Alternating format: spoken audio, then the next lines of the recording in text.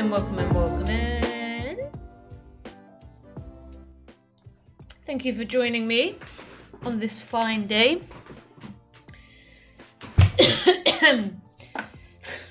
What a time to be alive, hey you guys?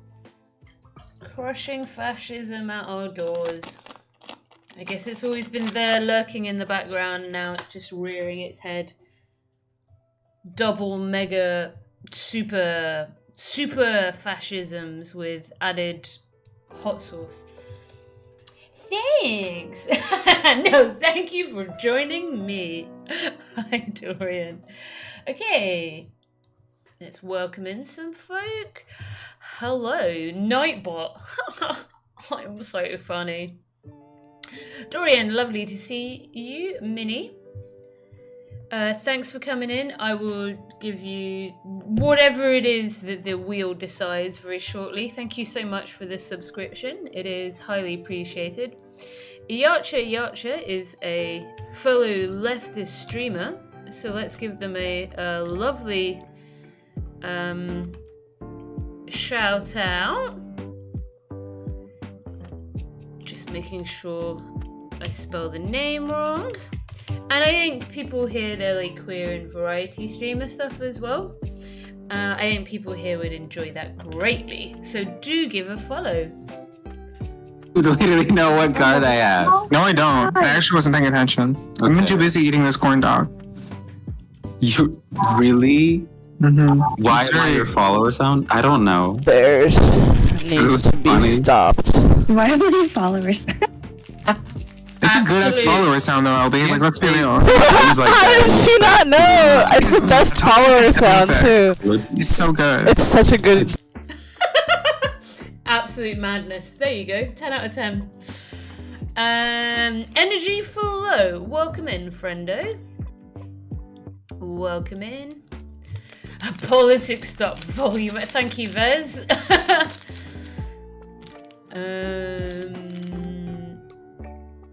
Red Falcon's gone back to the grind. He'll be working behind the scenes. He works hard for the money, so hard for the money. I did not know you were in Singapore. Oh, Shrewd Cat. What did someone? Wait, what did they? I was peeing. What did they do? Vez was on it like that. We might get some Chuddy McChuds in here. Because someone's going to be like, actually deporting and dehumanizing an entire group of people isn't fascism because my daddy, my fash orange daddy does it. So actually it's good. Because he's, he works really hard to drain the swamp. Some shit like that. You're to die. And we have beloved Ropephobic, who is a close friend. Ropephobic has the best cat on Twitch. Sorry, I've said it. I've said it before, I'll say it again. He does. Give him a follow for mainly game streams, but sometimes they do stuff. Well, you can also summon the cat, which is great. And sometimes do like co-working streams as well.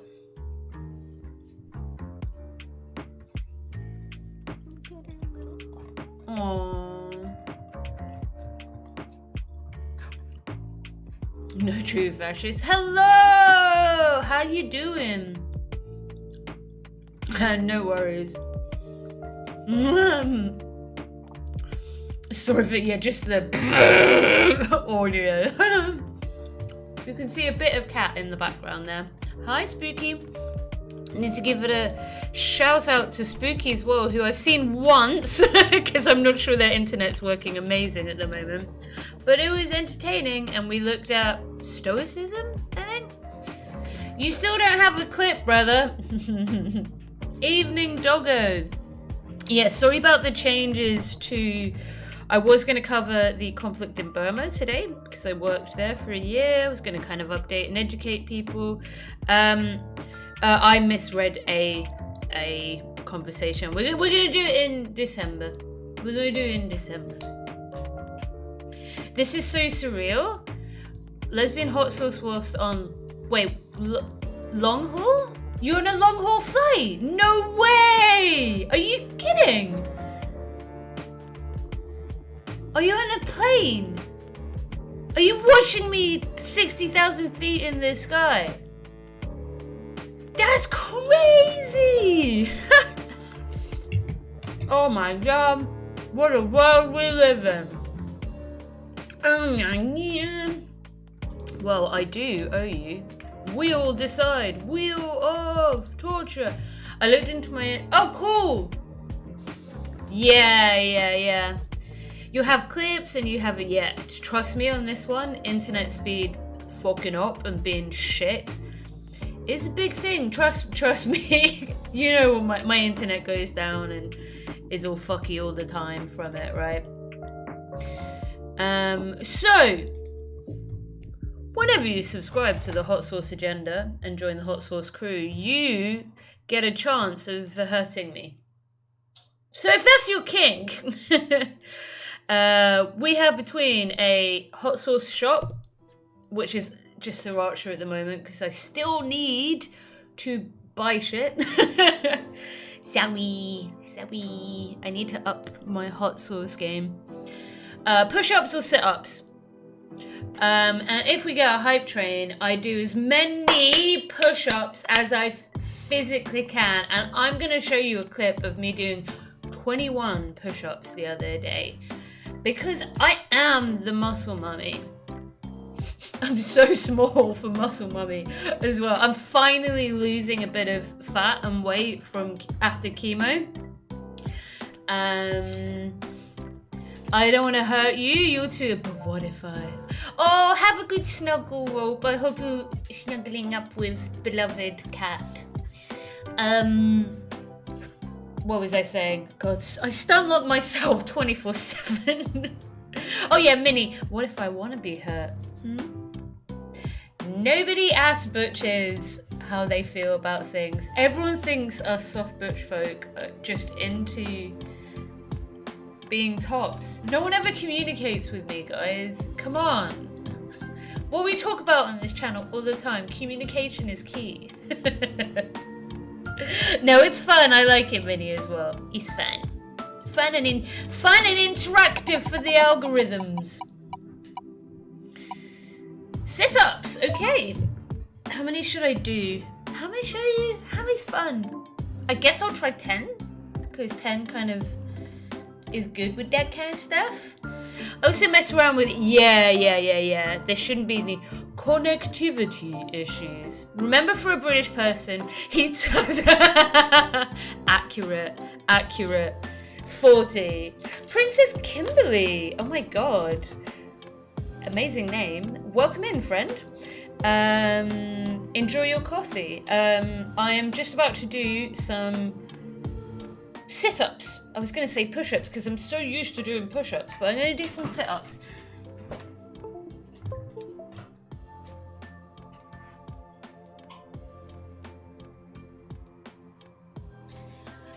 Thank you again for the subscription, Minnie.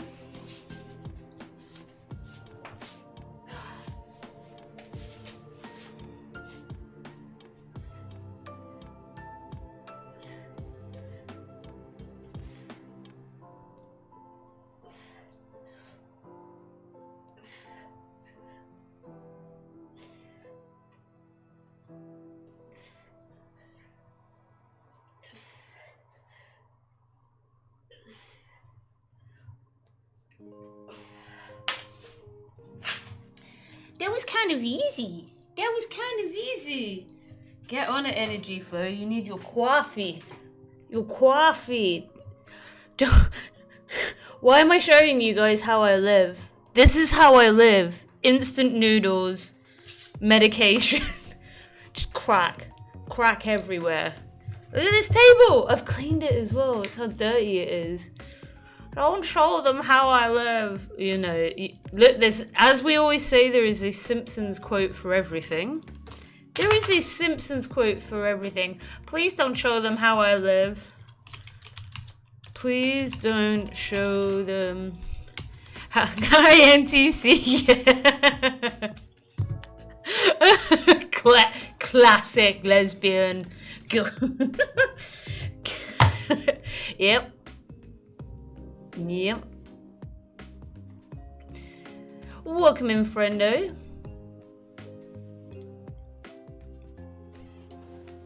Me. There it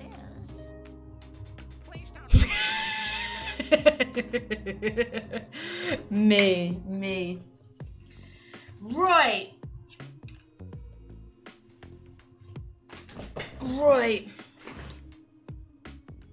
Ooh, sorry, something was clicking and making a weird noise there. Okay.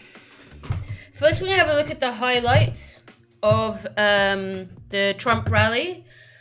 Got some footage from like inside. It's quite scary as well. What the fuck? Great. Great, OBS. We're off to a winning start this morning as well, guys. Awesome. There's my Discord. Shit. Hold on. You don't need to know my personal business. Right, give me a second. God damn you. I have to say, sit-ups are much easier than push-ups. So that kind of feels easy. So I think I should do more. What do you think, Minnie? I think I should do more. That, in contrast to like, just how fucking intense push-ups feel, which is very like, ugh, that shit hurts. Sit-ups kind of feel pathetic, I have to say. Right. Yeah. Oh yeah, I need to show you the clip as well. Look, all I want to say is NTC didn't believe in me, but they forgot that I have God and anime on my side. Therefore, I produced the shittest push-ups you've ever seen. But 21 of them. But fucking 21 of them.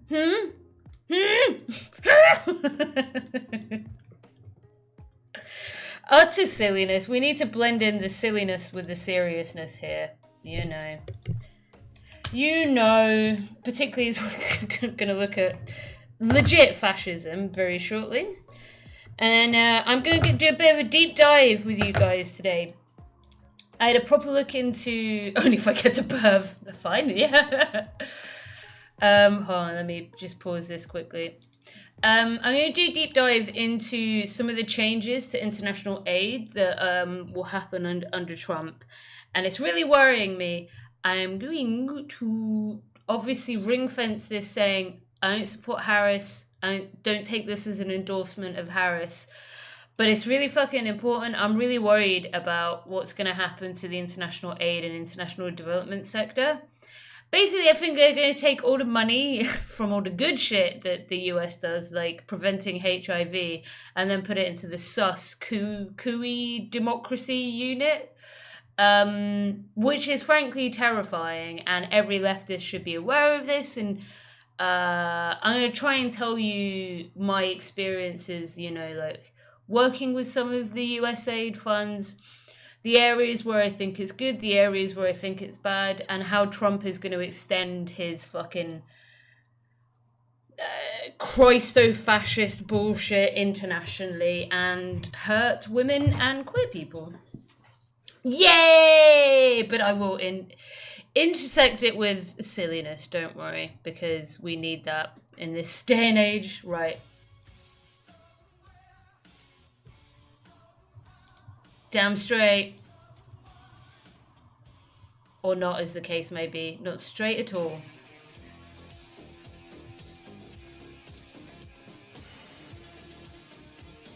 I need to count how many I do.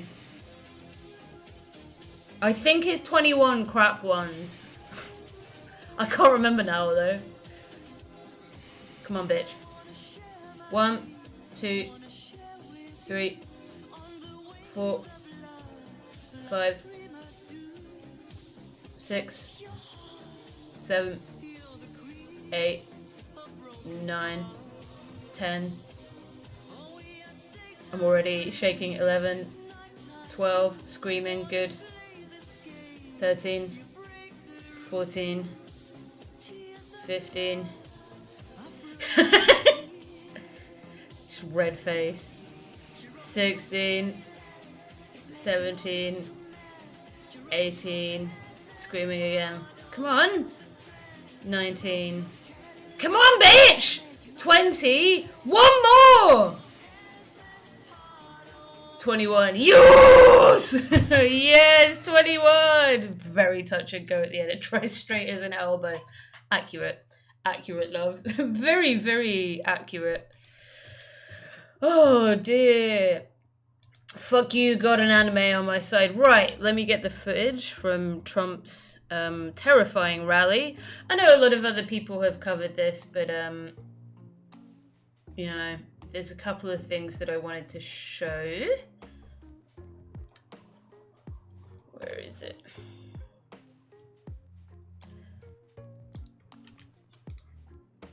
So, here we've got, yeah, inside footage from the rally.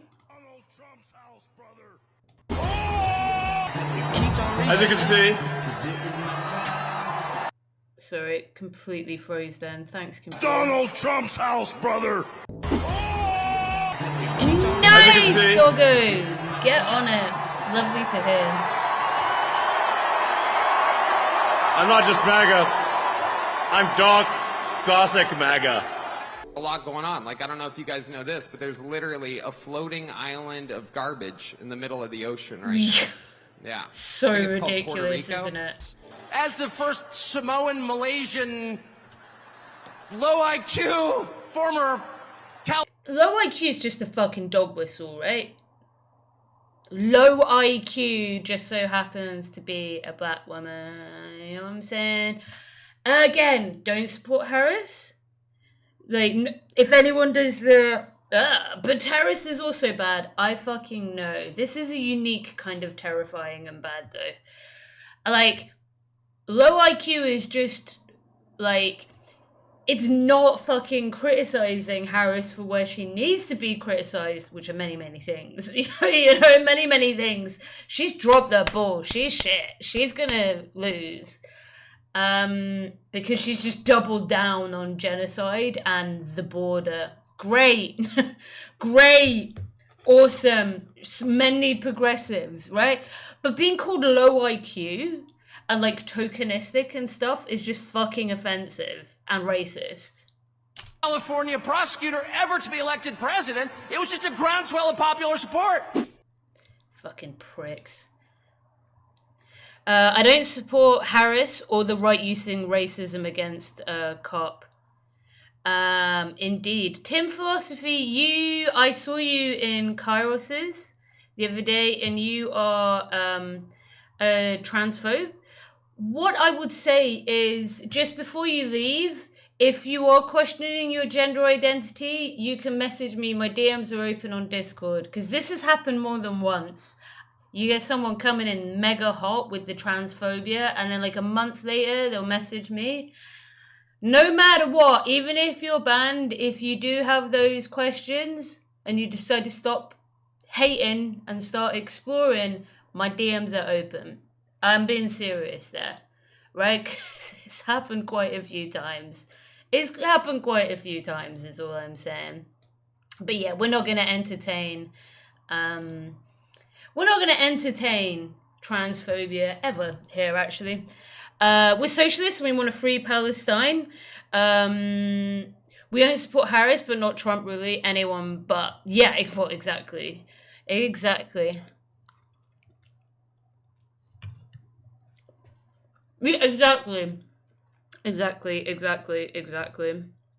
I see some leftists. Hi, Mood Bong. I hope you're doing well, Farah. Life is an irregular cycle. You are carrying your life. Yeah, I mean, maybe. Wait, Tim. Donald This you? Trump's house, brother. This you? As you can see. Yo, buddy. I'm not just MAGA. This you? This you? I'm dark, gothic MAGA. A lot going on. Like, I don't know if you guys know this, but there's literally a floating island of garbage in the middle of the ocean right now. Yeah. I think it's called Puerto Rico. As the first Samoan, Malaysian, low IQ, former California. I don't buy the anyone but Trump bit. Yeah, like I said, look, you gotta let me fucking cook this genocidal, like, piece of shit as well. Again, Harris, not endorsing her, not saying that you should vote for her, not doing any of that shit, but I had a proper look at Trump's fucking 2025 USAID stuff, and it's really scary. It's really fucking scary, and as someone working in that field, I want to communicate to you the specifics of why Trump specifically is going to be bad. Does that mean that Harris is good? No. Right?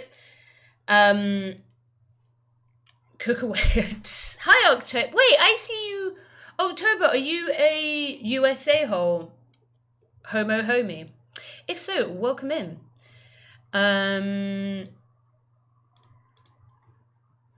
Right. Trump.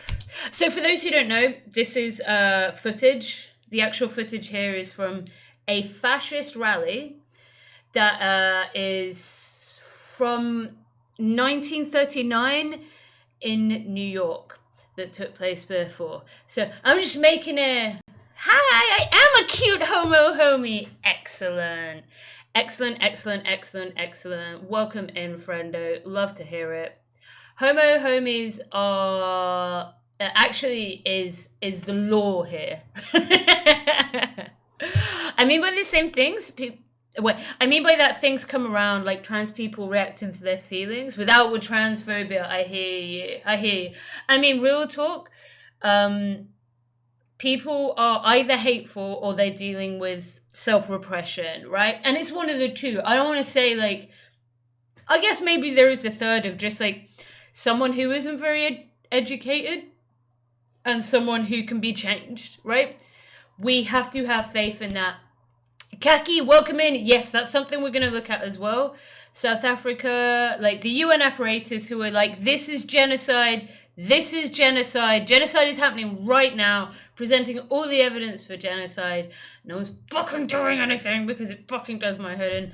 But again, we're going to break it down a little bit.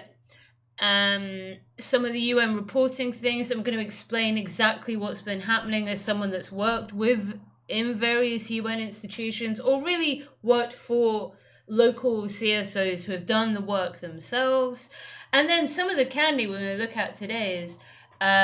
I've just had a bunch of meetings this morning with some very cool queer indigenous leaders in Bangladesh.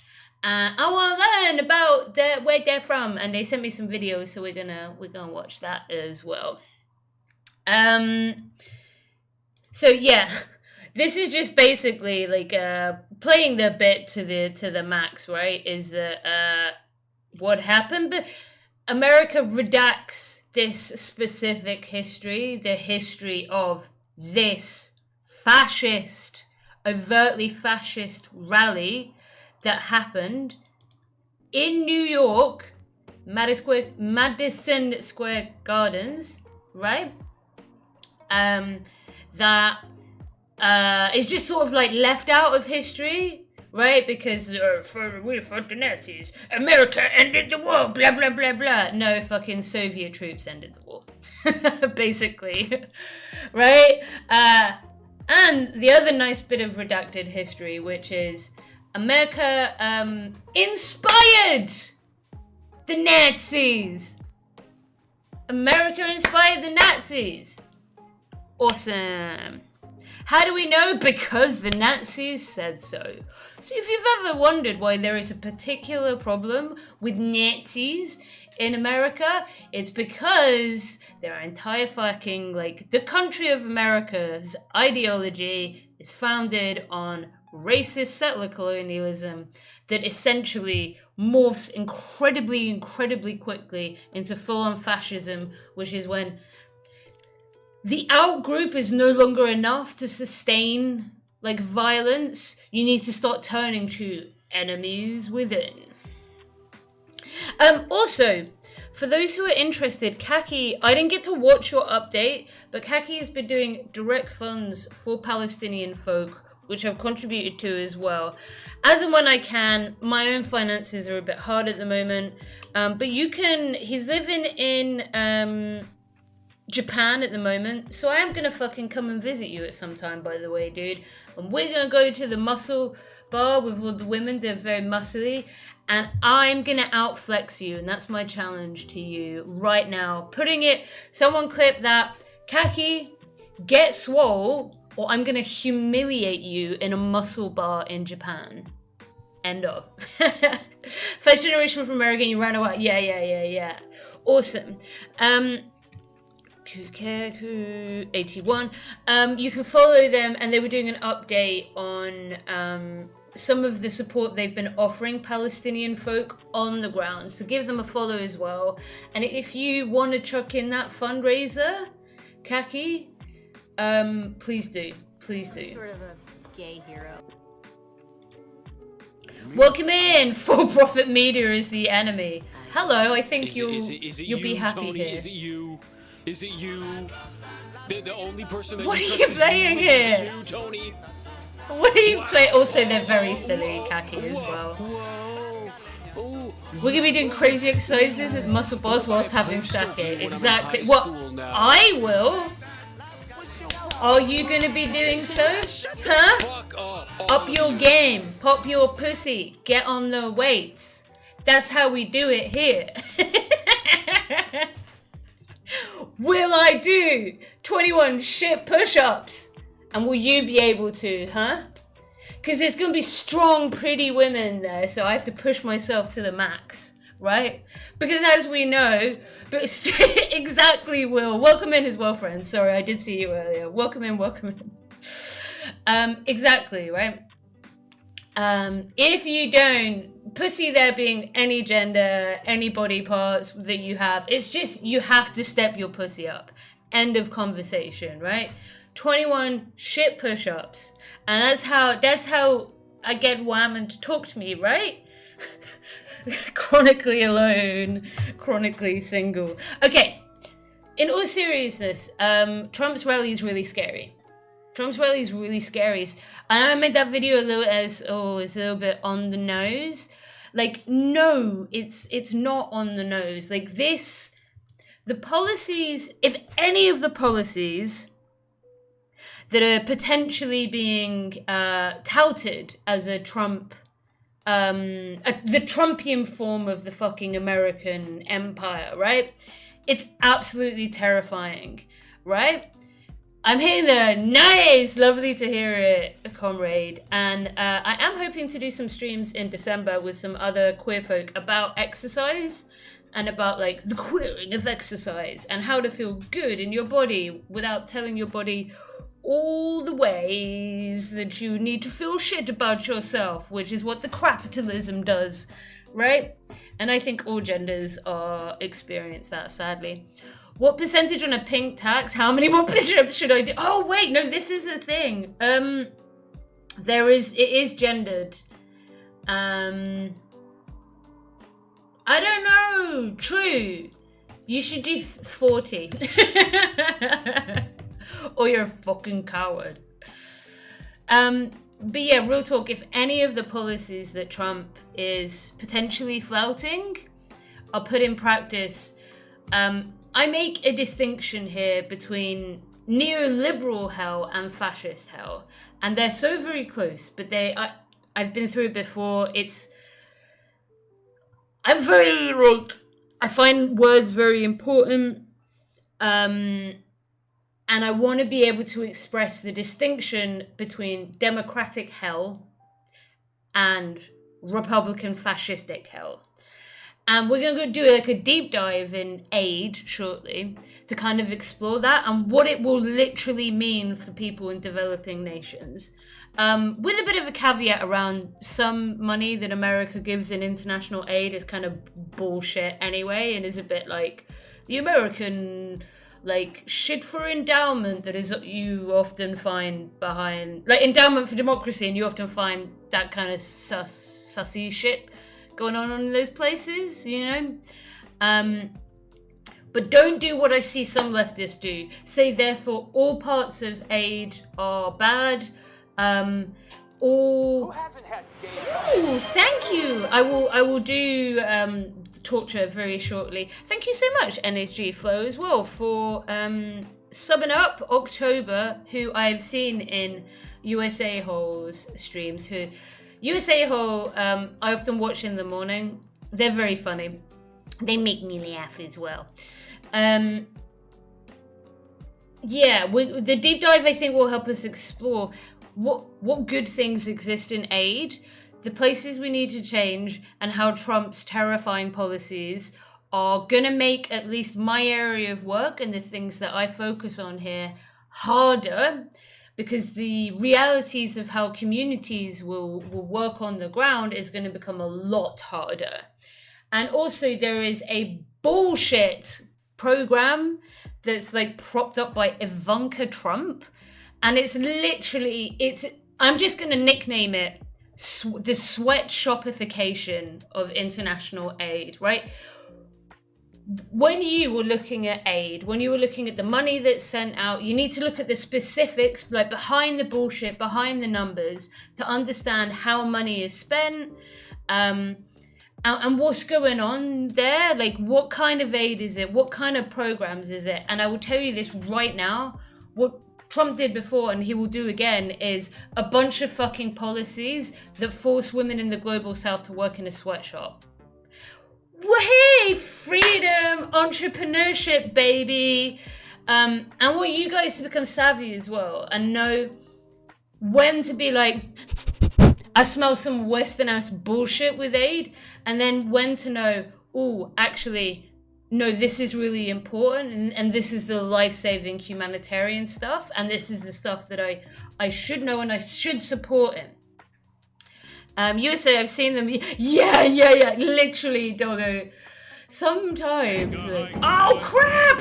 Thank you, Kaki, for the subscription. Oh my god, we have a hype train incoming. If you want to get on it, guys, before we start on this fascist deep dive, if you want to see a lesbian do a shit ton of push-ups, you can send bits, you can subscribe. Thank you so much, everyone, anyway. Thank you, Kaki, for the subscription. Thank you, Energy Flow, for the gift sub as well. It was Pigeon, wasn't it? Yeah, Minnie, who subscribed earlier as well. We got a hype train incoming. Wait, does this mean... Okay. Does this mean it started? No, I think it means... Okay, if you want to send stuff over... You know when you smell shit for so long, you become nose blind? I thought my table froze. I just hit pause. No worries. Enjoy yourself, dude. I wish I spent more of my time chilling the fuck out like that as well. Yeah, true though. You gotta sniff out the bullshit, but then I don't want people to fall for the like, oh shit, chew fucking chew. Okay, guys. Right, give me a couple of seconds and we'll go for maximum push-ups from a lesbian fucking hype train. Thank you so much for the hype train. Thank you for the subscription. Thank you for the bitties. Let me get on it. Okay, I need to they're a bit chaotic. Yeah. I mean, that's exactly like why I'm there as well. I fucking love that shit. Organized chaos. Arnold Schwarzenegger music. Dr. Yasman! Hello, friend. Okay. Right, I'm getting on it. I need to, I don't have any clothes on under this, so I need to get changed super quickly as well, but I'll be 1 second.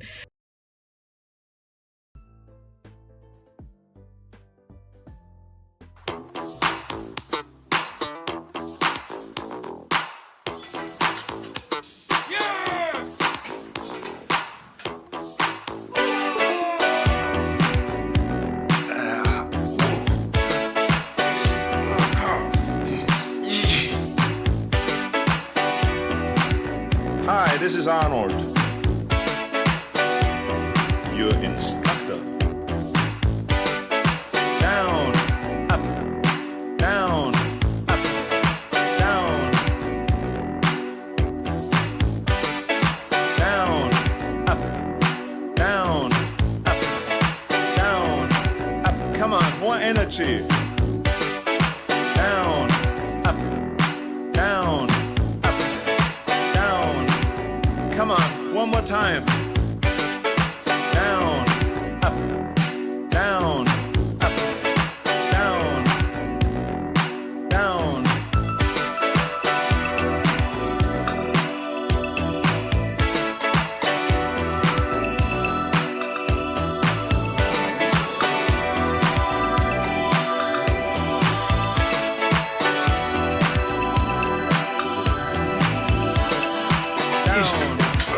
Come on, down, down.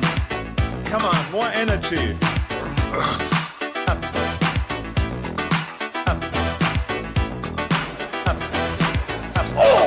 up, up, up. Come on, more energy. More energy.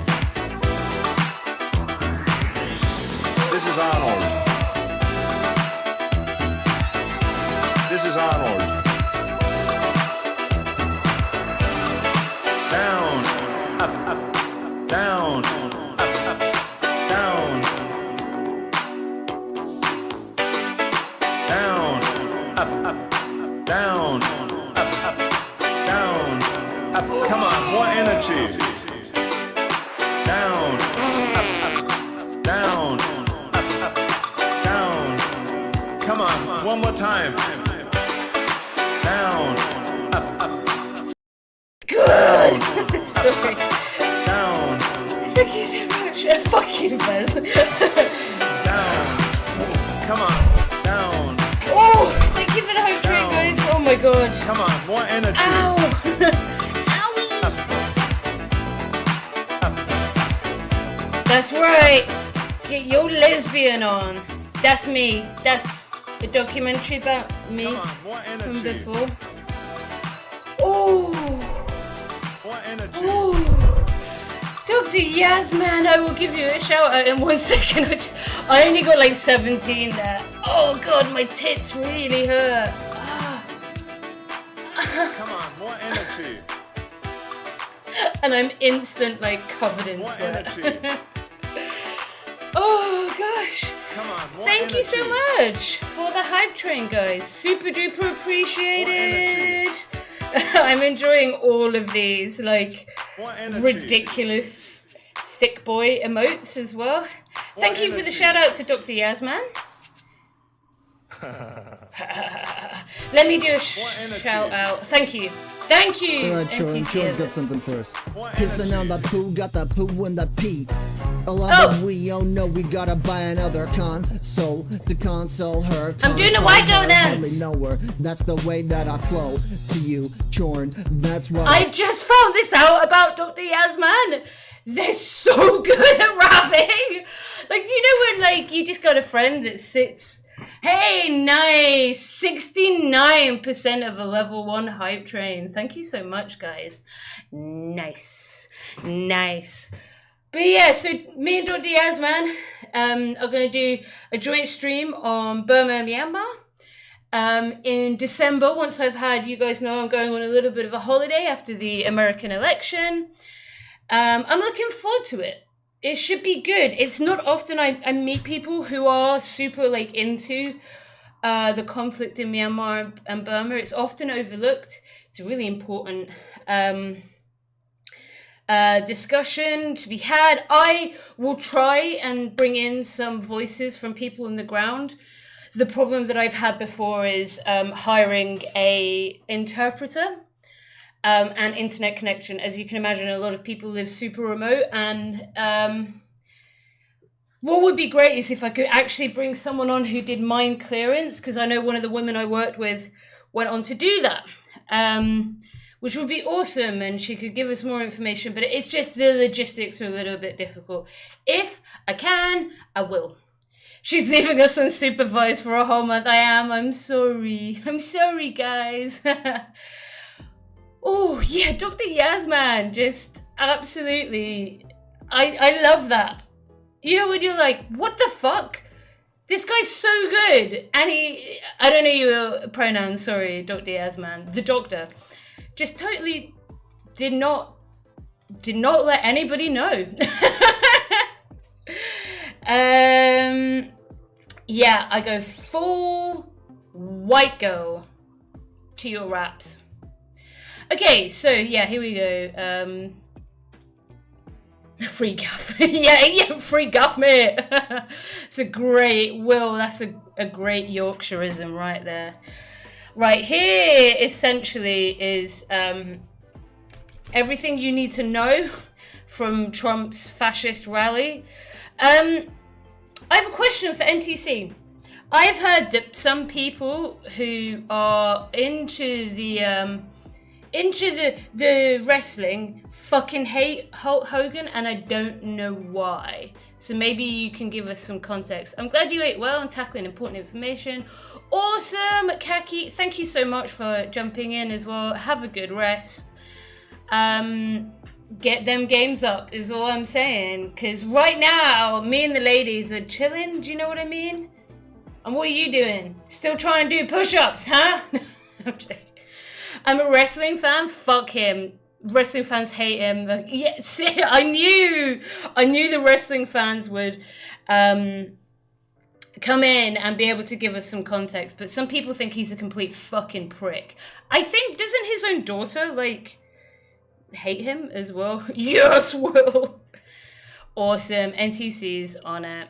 On it. Dr. Yasman is a fellow nerd as well. It's funny how the nerd Venn diagrams overlap. You know what I mean? I am not a wrestling... Kaki, go to bed, sweetie. It is okay. Have a good sleep, lovely. Hopefully I can game with you one day. He was recorded on tape calling himself racist and using the M word. Oh, god damn. I'm pretty sure she did. Yeah.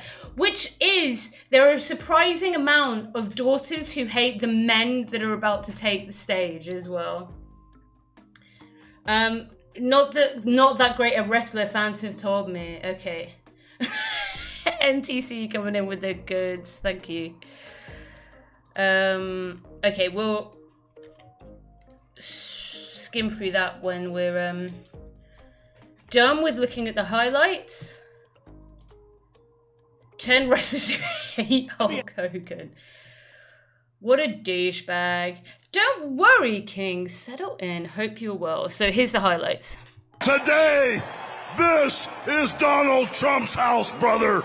Donald Trump's New York City rally was a mix of big crowds, big names, and big moments. Here are the wildest highlights from his home city campaign. First up, Hulk Hogan. The retired wrestling legend delivered a passionate speech in support of Trump. Welcome to the house that Hulkamania built. Everything Are you going to make well us watch the video, NTC? Tried to rip his singlet off. This is hilarious, by the way. 100% cotton was stronger than he thought. Elon Musk showed up for the applause, and let's just say he matched the crowd's enthusiasm. Brother! He then made a weird comment suggesting he has more teen angst than Oh my god, my vagina just sealed up involuntarily. Alright, NTC, I got you. After this. Sorry, I have to subject you to that again. This hurts more than menopause, frankly. And let's just say he matched the crowd's enthusiasm. Menopause didn't do the job. He did. MAGA, yeah. He then made a weird comment suggesting he he's more teen angst than he lets on. You guys are on As you can see,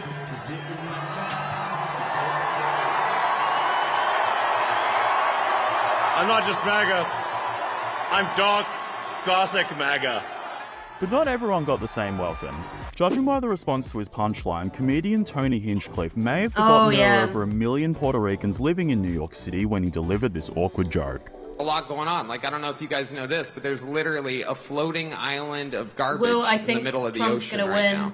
I think that Trump's going to win. I'm psychologically prepared for it. Okay, all right.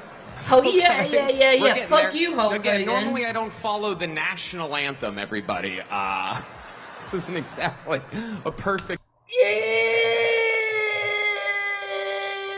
Mediocre white men who are going to take over the world and implement some fucking terrifying policies. comedy setup. There's some people here. All right, very good. Then former talk show host Tucker Carlson made an appearance where he deliberately referred to Kamala Harris by the wrong race. As the first Samoan, Malaysian, low IQ, former California prosecutor ever to be elected president, it was just a groundswell of popular support. And lastly... Elron's got it. Elron literally has it. The Democrats were like, okay, so I could change some policies. And you know me, I'm not everyone's the same. It's there is an illusion of choice in America, yes.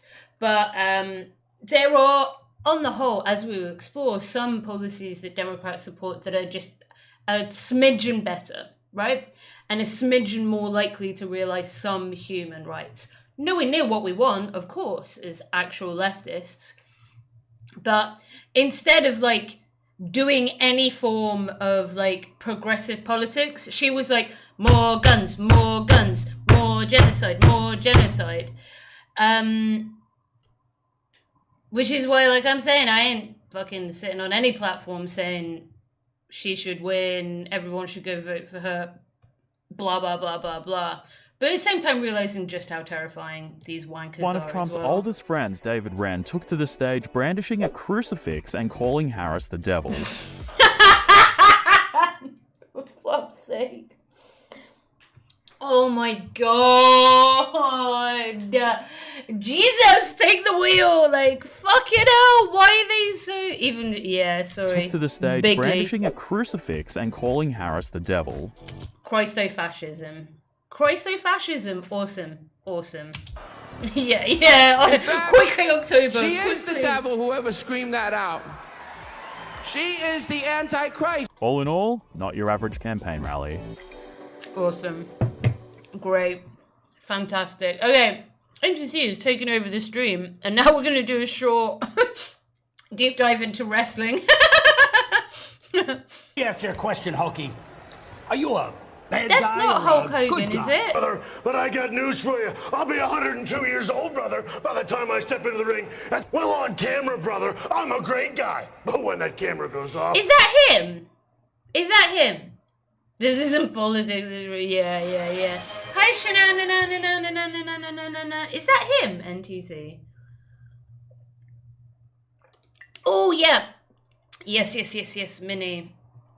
There are some folks out there. I don't know if they're in Perth, though, but obviously it's up to them to disclose. She's appealing to medianvoter.com, which doesn't exist. Also, when... No, that's a skit. Okay. Yeah. Hey, we'll snooze the ad for after this. Brother, it's a different story. He's the one that ratted me to Vince when I tried to unionize. You're spending a fortune on a guy that's worthless. Hogan was pretty limited. The only thing he knew how to do was this and a leg drop. Hulk Hogan, a cultural hero of the 1980s who once encouraged his audience to pray and take their vitamins, has become one of professional wrestling's most despised individuals in recent years. With celebrity power like absolutely cheats on his wife, right? Absolutely. Is a piece of shit. It was inevitable that he would rub it. people the wrong way at some point. Wrestling fans' opinions on the Hulkster are divided at the moment. Today, we'll look at the 10 wrestlers who hated Hulk Hogan in real life. We also get to dig into the tea as to why his relationships with these wrestlers took such a nosedive. I mean, 10, I don't know, Bret Hart. Elron, money. The tensions between Hart and the Hulkster began on the job. When Bret Hart was defeated by Yokozuna at WrestleMania 9, Hulk Hogan walked down the aisle and picked up the pieces, beating the champion in a quick 22-second bout to claim the championship. The Hulkster either directly or indirectly batted down Hart's claim that he agreed to the booking in the hopes that Hogan would eventually put him over. A former tag team wrestler himself, Hogan admitted on an episode of the Wrestling Shoot interview via Essentially Sports that he may have disparaged Hart. Unfortunately, Hogan never actually put Hart over, and the Hitman took it very personally. Since then, whenever there's a microphone in Hogan's face, Hart makes sure to bury him. think I can In say an that, interview with the Calgary Sun, he said, Hulk Hogan didn't know a headlock from a headlight, and that Hogan was a 1 out of 3 wrestler. Hart Comedy appears wrestling is content with cutthroat. They are maintaining the all same amount of competitors, however disdain for scripted Hogan it is, yeah. in both their personal and professional Really, lives. Vez, As Hogan that explained during tracks. his appearance on the Wrestling Shoot interview, he and Yeah, Hart yeah. For fuck's sake. Literally all the time. I just want to say this. Trump fucking on Epstein Island all the time. Loads of women have fucking said that he's an abuser. Doesn't mean shit. Doesn't matter. had a chance Because meeting fucking during the trans people 2005 exist, so WWE Hall of Fame induction ceremony. Hart politely declined Hogan's handshake offer, and Steve Austin quickly removed the Hitman from the scene. There doesn't appear to be any love lost on the side of the Canadian legend when Hart went on Periscope a few years ago to call Hogan fake. You're spending a fortune on a guy that's worthless. Hogan was pretty limited. The only thing he knew how to do was this and a leg drop. Your gays are way too sexy. Maybe it would be simpler Can't to help make a it, list of babes. those who the Louisville Slugger doesn't have any sort of quarrel with. The former manager turned commentator Jim Cornette is not a fan of Hulk Hogan. However, he may not infuriate him as much as Vince Russo does. Once Hogan's outbursts were made public, Like, you Cornette telling me that man's straight? Do you know what I mean? referred to him Like- as effing nuts. Cornette has railed against Hogan's actions in WWE, WCW, and TNA since his days working with him in Alabama, and this latest interview is only the latest in the long line of them. To Cornette's long list of nemesis, add another name. Number 8, Yeah, Jesse Ventura. Thank you, Jesse Doggo. Ventura and Hulk Hogan This got man along fine at first. They both just began gets their away careers in with the fucking AWA assaulting and went people on to have all the successful time. WWE careers. Why doesn't that matter to people? Why are women's lives so fucking, like, meaningless? And the experiences of women and the violation of women and fucking, like, children. Straight up, I think that there is evidence. That doesn't mean that I think it's 100% true. I can't say that. There's some potential evidence that Trump's a fucking PDF, right?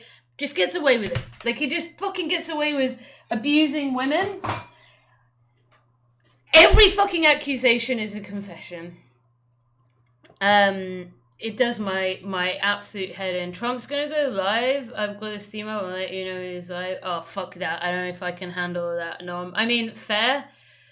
But, like, it absolutely, yeah, does my titties in. In later years, Ventura took on the role of the heel announcer, frequently criticizing Hogan during broadcasts. Ventura's animosity for Hogan was genuine, thus this wasn't a show. In the mid-1980s, Ventura spearheaded the formation of a union for professional wrestlers to improve their working conditions and salary. He made contact with Hogan, who informed McMahon, who promptly put an end to the dispute. Ventura has made it abundantly obvious that his animosity toward Hogan, who he holds responsible for derailing the company's attempt to transform, persists. Can't trust him. I'm not friends with anyone I don't trust. He's the one that ratted me to Vince when I tried to unionize. Jesse Ventura turned Number out to 7, be. Kofi I have Kingston. no idea To who say that Jesse Kofi Ventura Kingston is, hates so Hulk Hogan you'll have would to be an refer to overstatement, NTC. but he You'll clearly know has more problems about that. with Hogan. This would be strange, seeing as how they were never in the same place. Also, I'm sorry, but the most NTC thing I've ever heard in my entire life is NTC talking about union rights in wrestling. I mean that, like, I love it. I fucking love it. Yep. There is, I wonder if I can find the video, but there's a, like, legendary in lesbian communities video of, like, 2 women squaring up to each other and then they just make out. And everyone's like, correct. They still kick the shit out of each other as well, but correct. At the same time, Kofi I had was a just brief getting started with with the New Chris Day Lewis, when the who whole managed infamous tape Ultimate fiasco Warrior broke out. Number after 6, his spat. Scott Steiner. Scott Steiner is famous During for eccentric rambling. he Big Papa Pump spares no bailed insults and while left discussing Warrior Hogan. to it. After the publication of the Hogan tape, Steiner went Large on an man's angry Twitter graphic, rant, yeah. during which he declared So that he turned Hogan's to porn. racist mindset was Jesse on full show Ventura and is that he had okay, but a ruined conspiracy TNA. theorist. The incident when Steiner Labor allegedly right, threatened exactly. Hogan's family led to a major uproar that ultimately resulted in Steiner being barred from attending the WWE Hall of Fame induction ceremony. Strangely, Hogan expressed concern about Steiner's health, but Steiner doesn't appear prepared to put the Bitch! strangely Steiner being Look at that expressed booty! concern about Steiner's health. What the fuck? This bitch is heterosexual. Yeah, okay. But Steiner doesn't appear prepared to put the past between them to rest. Number 5, Bob Backlund. Jesse Ventura, and Bob Backlund he has tried. been He the is a big undisputed WWE union, champion for 6 right, years. I see. He was defeated by the Iron Sheik in December of 1983, So, and Hogan won the like championship everyone, back maybe a month. had some good shit, maybe progressive on unions, but then had some weird conspiracy shit, right? Which is very American as well. Very, very American. Good morning, Mama. Everybody, please go follow Mama Media for cute games and kitties. Worry about drowning in the Iron Sheik is pretty baller. Iron Sheik. on either side. Oh, you're playing Minecraft.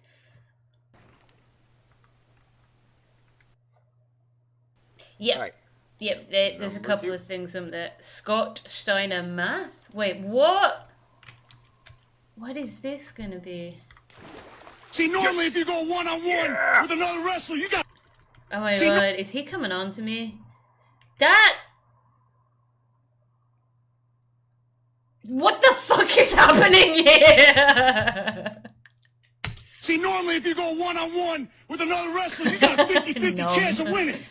But I'm a genetic freak, and I'm not normal. So you got a 25% at best at beating me. And then you add Kurt Angle to the mix, your chances of winning drastically go down.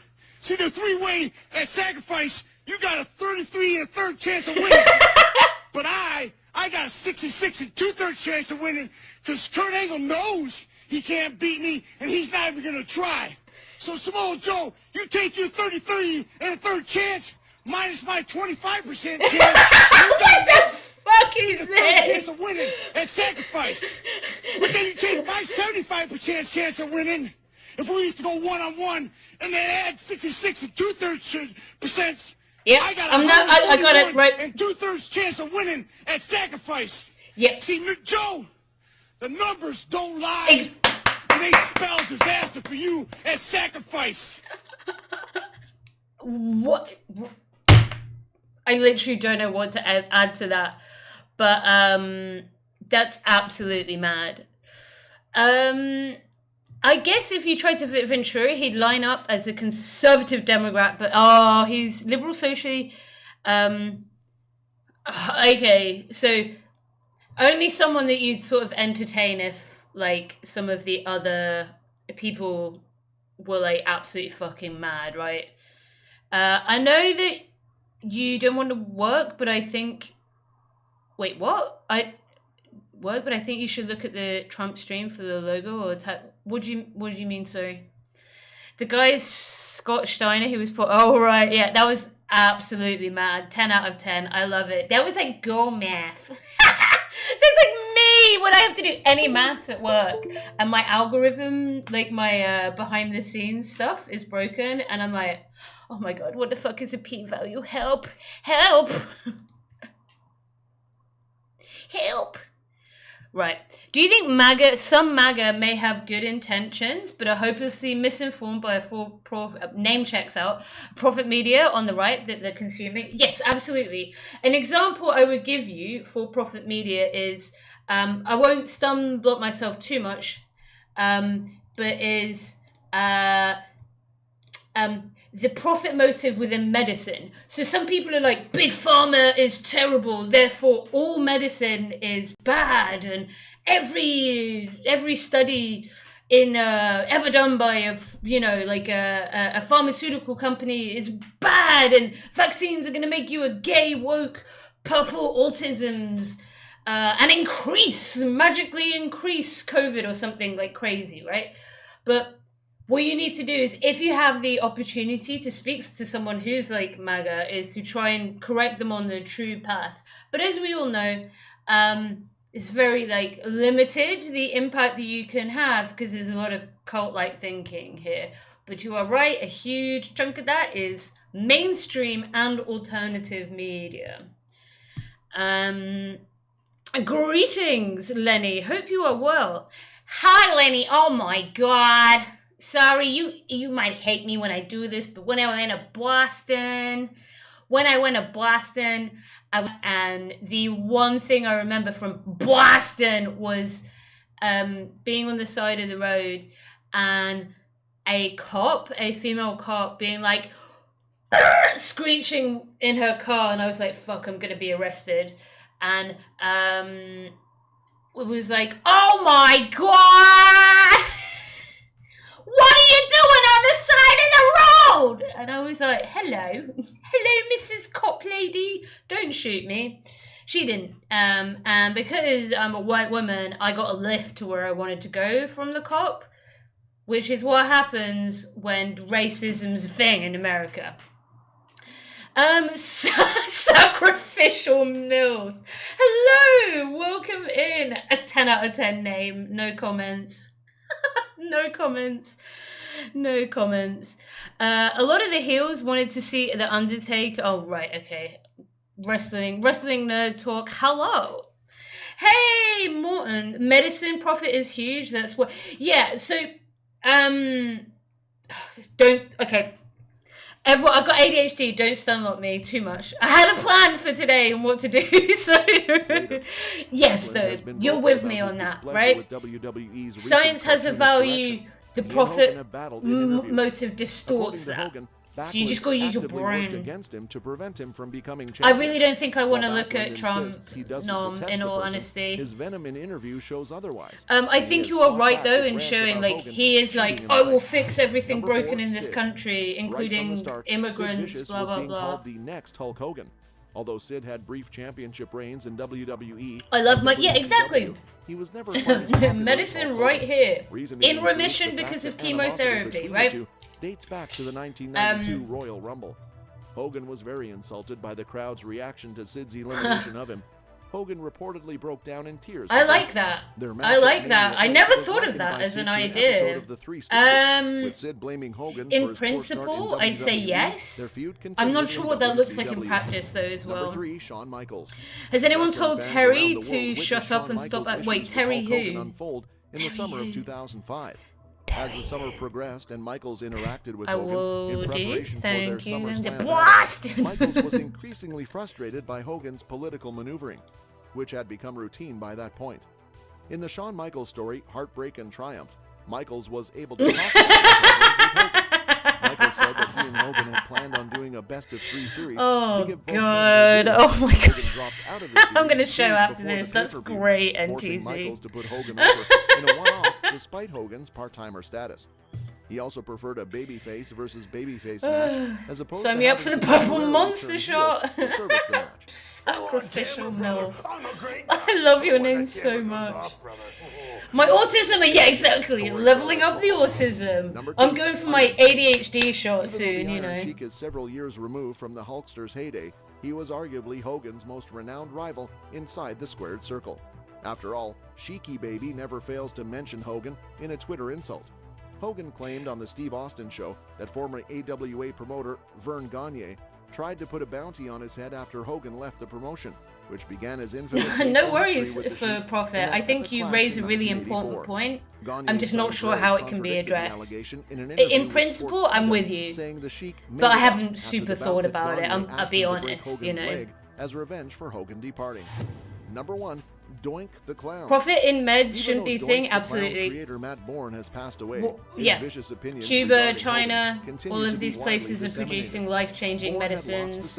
India, trips waivers. It's a whole thing, guys. It's a whole thing. To any of Bourne's statements.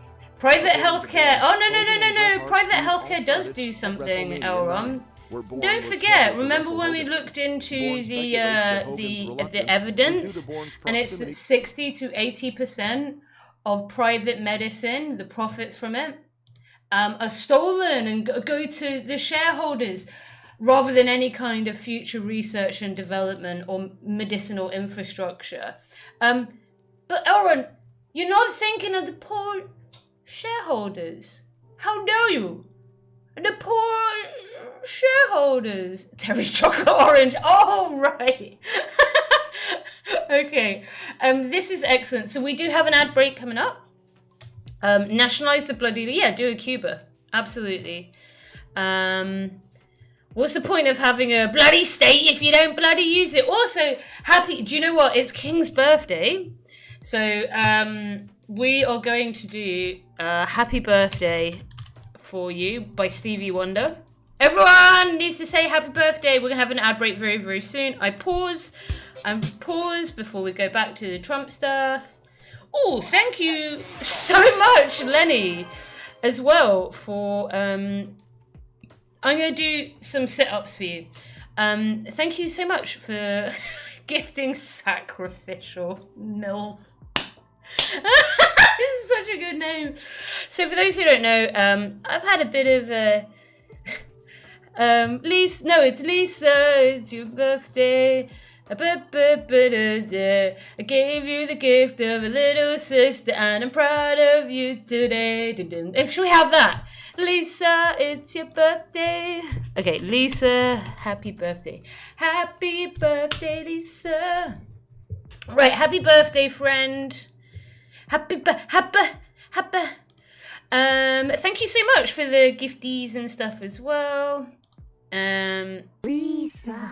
We will have a brief serious moment after the ads as well, where I'm going to take you through my... Hi, Sean! And I take you through my area of work. We're going to take a quick look at Trump and his potential international development policies.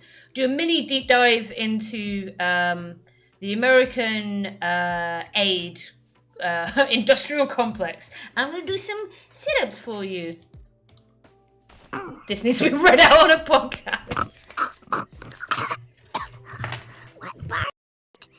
It's 6 a.m. That's right. Hope you like your present. And a 1, and a 2, and a 1, 2, 3, 4.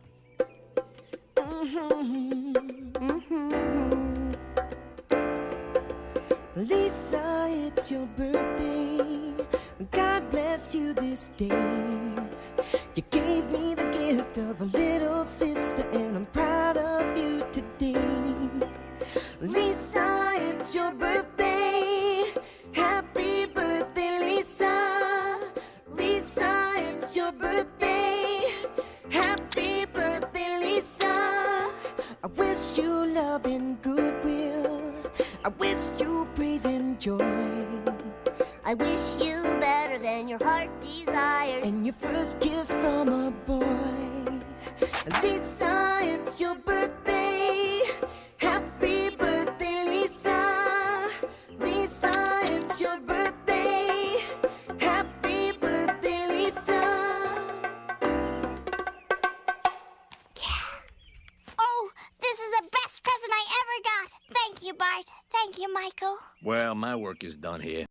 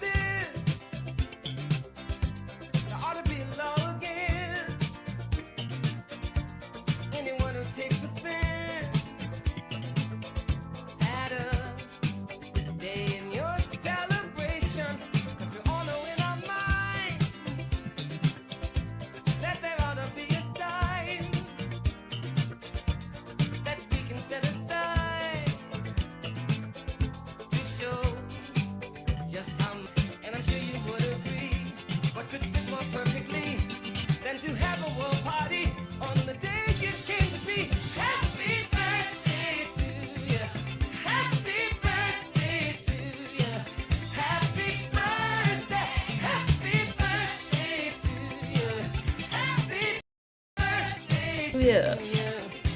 Happy birthday, King!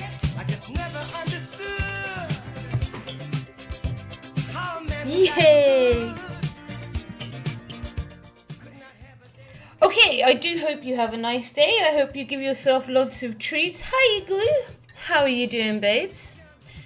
Right, before we move on, let's do a shout out to the lovely Igloo, who I last watched do a breakdown of the chudification of Canada, which is nice and terrifying as well. It's almost like there's a trend around the world as capitalism fails, fascism rises.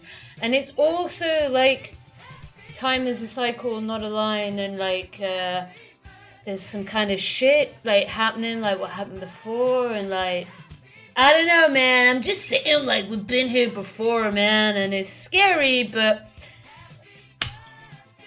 united, etc., etc., etc., etc. Yes, everybody knows about the radiated blonde badass. Yes, well, obviously with the right amount of gamma. Look at that beard, bro. You can go from having excellent beard, cuboid poops to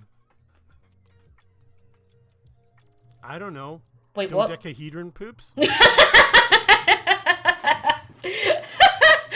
you go. Hilarious. Right, Cylin. Also, just so you guys know, I am taking, for those who don't know, I battled a autoimmune disorder into remission via chemo.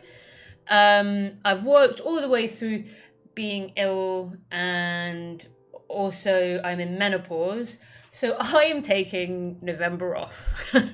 I'm gonna have like a full-time sort of section of November basically by myself, just much needed kind of times to do nothing. I am going to be streaming quite a bit before then, but the rest is needed, trust me. Trust me, I can feel it deep inside. So super duper, thanks buddy. I mean, it's great to see you so much more awake than we're... Yeah. I mean, for those who've been around for a while, it's been a hecking journey. There are plans. We're going to take the stream on the road next year. We're going to start traveling. I'm going to try and find a good laptop for... sorry, no, I've not ignored you. I'll get back to you. But we're going to take the laptop on the road. I'm gonna meet some people that I know through work. You'll get a chance to support and understand from communities around the world.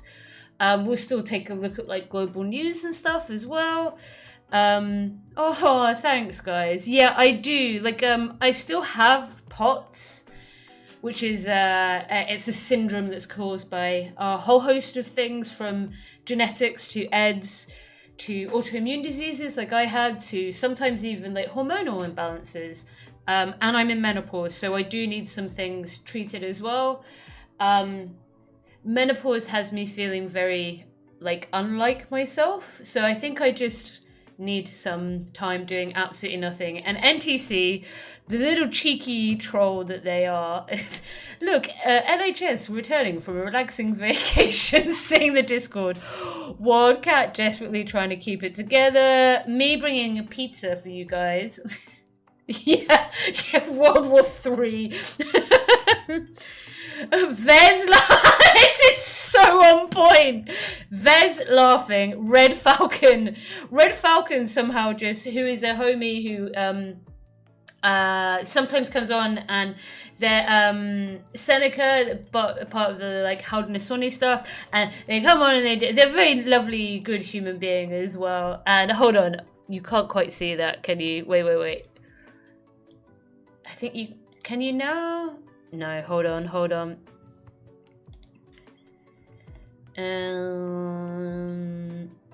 I want you to be able to see. Come on. There we go.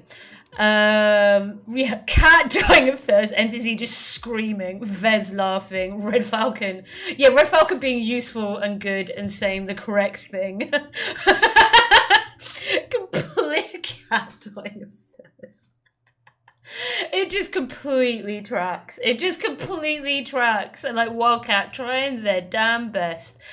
I am hoping that we don't have any world wars whilst I'm on holiday. But you know what, guys? Last time I decided to take like a little mental health break, and I tripped balls on mushrooms. I woke up and Donald Trump had been shot. So do you know what? Like, who fucking knows, guys? Who fucking knows? There's dental appointments that have been rescheduled where they couldn't provide their address or understand my question about they didn't introduce themselves and damn, yeah, I mean some receptionists can be absolute bastards. Fuck them. It's frustrating as well because dental care is something that's before I deep dive, God, my life is just constantly stopping myself from stun blocking myself. Fucking ADHD, dude. Just give my brain 1 second. Dental stuff is a problem. I'm sorry that you're experiencing that as well. Take mushrooms again. I want to know what I mean, that is the plan, dude. I'm having like a holiday. You know what I mean? I'm going like naked in the woods kind of holiday. Like that time that I tripped balls on or ovaries or whatever. I mean, they ain't working anymore. But tripped bodily parts. I just spent my entire time being like, I am a Celtic warrior.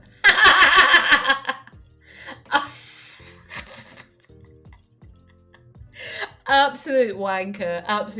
It was lovely though. It was really lovely. I would hate, yeah, in TC, after we watched Threads the other week, fucking hell. I should have listened to Dave as well. POTS has a correlation with ADHD, particularly in it. Yes, it does, Sean. Like, POTS and ADHD are quite, like, broad, like, umbrellas in terms of, like, there being hosts of symptoms and stuff underneath it. But yeah, I have hyperandrogenic POTS, which like interacts with my ADHD. And all I can say is thank fuck I did my education before I got sick. ADHD does that. I'm still finding out what bits are... Yeah, I mean, I hope that is an interesting exploration for you, Elron. I know that they, like, neurodivergencies are related and can often map onto one another. And I hope that through exploring it, you can learn something about yourself. Because through me, when I was diagnosed, when I was doing my master's, I actually found it a really like helpful thing. And then got more time at university and was like, yeah, I need more time because literally my thoughts compete for space in my brain. And the University of Leeds gave me a lot of really good support and gave me some information as well. And you can like explore yourself outside of just it being like a medical model, which is like, here is this thing and you need to function this one particular way, rah, rah, rah, which is often connected to capitalism because it's going to make you try to work as well.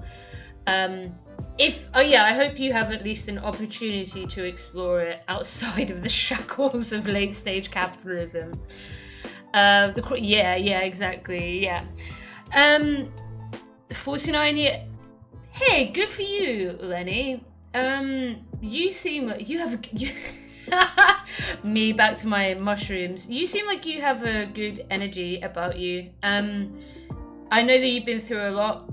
As I've just said, I can relate, having just gone through a cycle of chemotherapy myself. Again, not for cancer, for autoimmunity. I think it kind of, it shows, like, you seem quite grounded and grateful, and I guess that's all that we can do sometimes. Life throws shit our way, and you literally, people are often like, how do you cope? You have no other option, basically. Yeah, fuck cancer, and fuck autoimmunity, and fuck every system that doesn't listen to sick people and give them the support they need.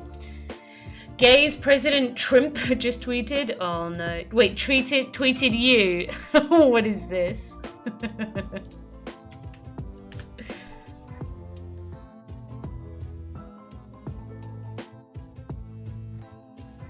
North Carolina. Today is the last day to request a ballot. If you plan to vote absentee in North Carolina, you need to request your ballot today. Okay. Well, wait.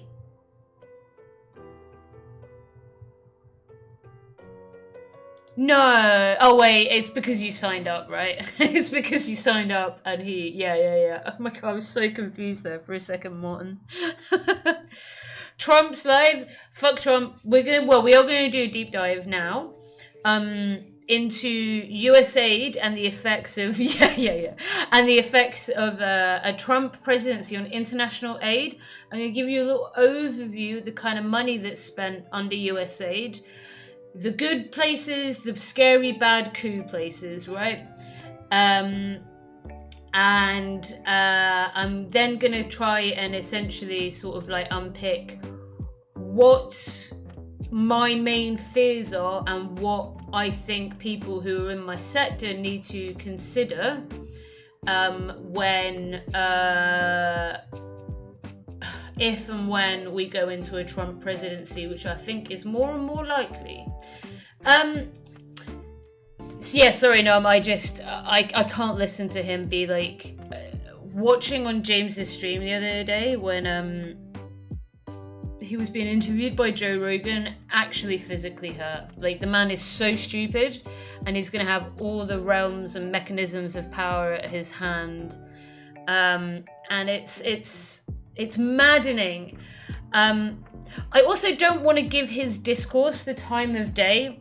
This is something the media did before. The media was like, "Whoa, Trump is saying this thing," and the media falls for it time and time again, and is like, yeah, okay, we'll report on everything that the Trumpmeister says, because, it's outrageous, and he knows exactly how to get into newspapers. And they're ignoring the dimensions of what, for all its faults, there's a good op-ed in The Guardian today, where it still has this ever so slight veneer of leftism about it. Even though, to be honest, that's been on a dying trend for a while. Where George Moniba, is that how I say his name? I actually don't know. I've never said his last name out loud. Which I think is a good way of describing it. Trump's greatest feat has been convincing Monibot, has been convincing ordinary Americans that he's on their side. He's not. We know that. But there's so much fucking information,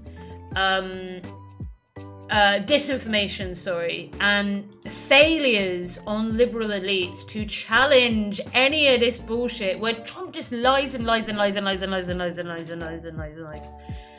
Full stop. Right?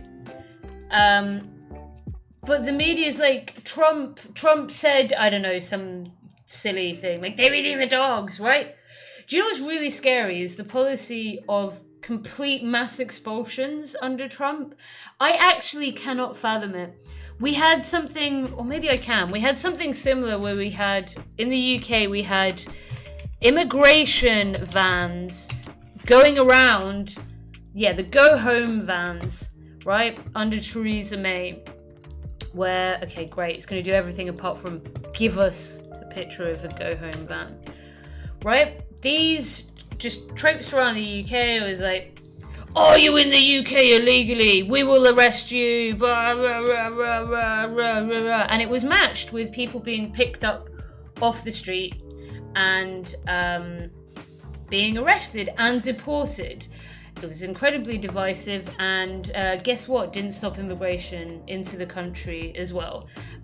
Because fascists don't fucking care about like the reality of situations and dealing with the geopolitical dimensions as to why this is happening. Do you know what I'm saying? Why is there... I've worked with fucking people who are seeking asylum. People don't want to do it unless they have to. People don't want to pick up their life and move somewhere else unless they have to, right? And the purposeful underdevelopment of the global south and the purposeful investment in war and conflict by geopolitical actors, predominantly the West, is why this happens. But no one's fucking interested in long-term solutions here, right? These vans and the mass deportations didn't solve anything other than an act of pure barbarism against some of the most vulnerable people in our society. Papers, please, indeed. It's gonna be, the thing is, in America, you're gonna have motherfucking fashy, chuddy cops with guns breaking down doors like ice shit, militarized up to their fucking eyeballs, right? Breaking down people's doors, mass deporting people. It's absolutely terrifying. So of course we want to laugh at they're eating the dogs. Like of course we want to fucking laugh at it because we have to, right? Because it's funny and the man is a fucking moron and insane. But look behind the words here, guys, because it's real scary. I prefer to yeah, we're doing it. Yeah, exactly, Sean. Same thing. We have oh my god, help me. The licensing fee where we're all supposed to pay for the BBC. Get to fuck, do it. I mean, I definitely pay for it. Knowing Jolo, yeah, exactly. Sure, yeah. Oh, right, okay. If Trump loses, we won't have to look at the tumbleweed. I mean, if he loses, this is something I want to say as well. If he loses, we still need to give a shit about all the things that, like, it's not like the left wins and suddenly we stop fucking trying to resist the fucking genocide and stop caring about the sanction and stop protesting. No, we continue that, right? It's just the real thing is that it's gonna be real fucking hard under Trump, like really hard, really scary, double downing. Deporting 21 million people concentration camp style. Yeah, if you don't think that could never happen, that shit could never happen, I think that you should be aware of the Japanese internment camps where there was 10 concentration camps in the US and it predominantly rounded up people of Japanese descent, but also people from like just general like vibey like Asians, bro, because racism, right? Because they were the enemy from within at that time, right? They were the enemy from within. Rounded them up, put them in a concentration camp. That's never happened before. That will never happen. He's just exaggerating. Fuck right off. This is and I'm gonna say it, this is the fucking final solution that these Trumpians are looking at, right, into this hypothetical immigration problem, right? Immigration massively spiked under Trump.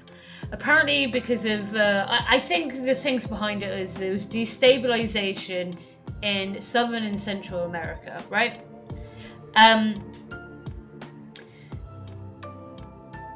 Was he able to fix it before? No. Is it the reason as to why every other settler and every other immigrant, right, in America, I know I'm being facetious here, but if you're not First Nation, if you're not Indigenous, you are all people on occupied land, right?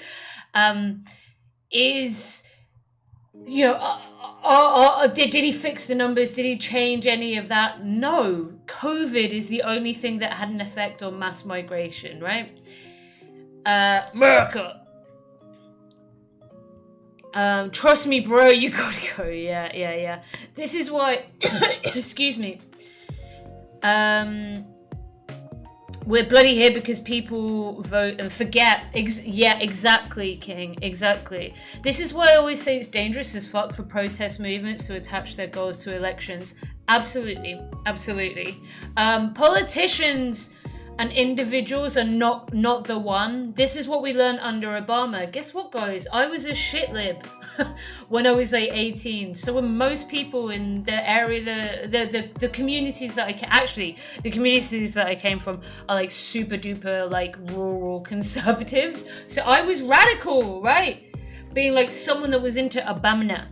I bought the Kool-Aid and I was dumb as well. And we need to try and ensure that people don't make these same mistakes. Don't fall for this cult of personality bollocks that tries to hide the facade of late-stage capitalism and the fact that disaster capitalism over the past 5 years has meant that predominantly most of your wealth from your taxes has gone into the pockets of wealthy elites and corporations to buy up land, to buy up property, to buy up assets to make sure that you are Generation Ren. You will get nothing, you will be happy. End of conversation.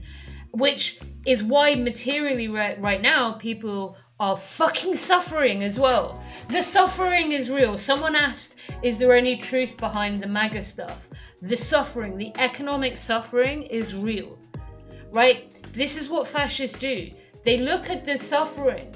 This is why it's a continuum, right? They look at the problems of liberal democracies, right? That further embed and entrench inequality, right? And they double down it and they capitalize it and they push it to its like most logical conclusion, which is fucking fascism when it turns on the enemy within. Liberals do this all the time. Yeah, exactly, Yasman. Trust me, bro, you gotta go. For a complete idiot, Trump has done a great job of fucking America, whatever the result. Yeah, absolutely. Really, Vez, there were German camps in the Midwest. There we go. The anger and authoritarian behavior on the right. Yeah, absolutely. Steve Bannon just got released from prison? What? I did not know that.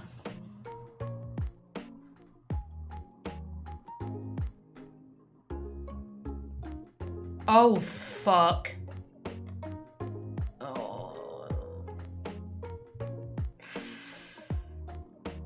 Kamala Harris has fucked it. America is fucked.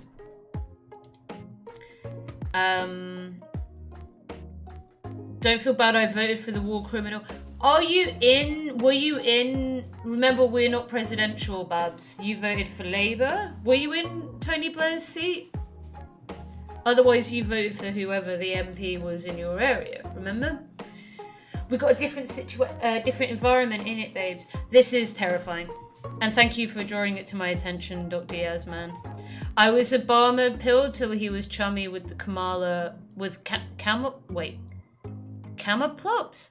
I mean, Obama was in power when I went, when the fuck was Obama in power? No, I went to university later. I think as I started learning about leftism and like using my time at university to do deep dive researches into things in the global south, which has always been my area of interest, I've just realized how bad Obama was, and I stopped sort of drinking the Kool-Aid and falling for the hype men, the spin doctors, and sort of seeing the truth from within. But it took me a long time to get there. It did, because we live in a world where like liberal ideology is blasted into our face 24/7. I feel left out. We're fine, Elron. We're all not perfect like you. I've always been left-wing, but I've been blinded by pragmatism on occasion. Fair. It's what fascists need without the impression that things are getting much worse. Yeah, it's literally just happened, hasn't it? Bannon had to do 4 months in the slammer, so literally nothing. He gets to completely... I mean, this man is full-on white supremacist terrifying. Like, absolutely terrifying. Voted for Labour, he wasn't a war criminal. Yeah. Trump's not an idiot. He's ignorant and selfish, and far too fond of his own opinion. The visible... Yeah. There aren't enough fascists without... What do you mean, sorry? I mean, yeah, objectively... Oh, of course, Lenny. No, you were right. And I went to university in 2010. So you are right. Thank you for that. There aren't enough fascists without... Like, do you mean suffering? As in, when... like, any form of capitalism is allowed to expand to, like, the extreme sort of inequality that we see under... neoliberal capitalism, right? 70s Reaganomics, all this kind of stuff, structural readjustments that sold everything and made us much poorer as people, will continue, and it's gone through waves of disasters right now where capitalists have doubled down on the issues and bought out everything with their government paychecks.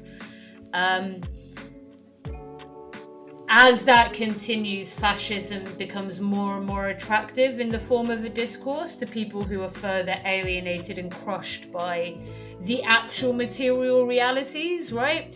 And then we have a media that's like, hey man, vibes. So the vibes of Donald Trump translate, unfortunately, to these people. Me too, Aaron. I unfortunately bought into the Kool-Aid. I was young, you know. Right. Does anyone know 10 points? 10 points for whoever can tell me what PEPFAR is. I'm going to put it in the chat box. If you Google, I'll know. I don't want the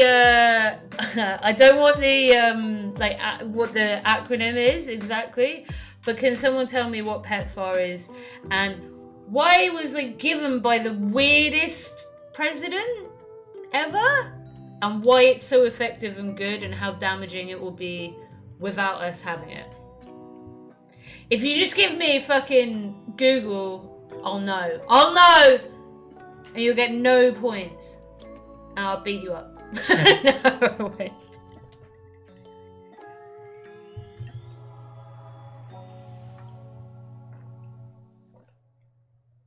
I voted green as well.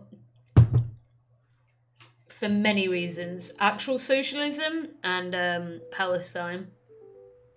Many, many things. Okay, no one can guess. The money from Bush too? Yep. What's it for? Can you remember? I've spoken about it before. Sorry, oh my god. I used to do teaching in schools on sexual health and stuff, and this is the energy. Can you remember? Come on, guys. Guess. Guess. Can you guess?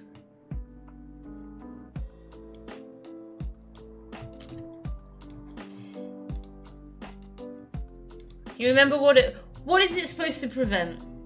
Super simple. What's it supposed to prevent?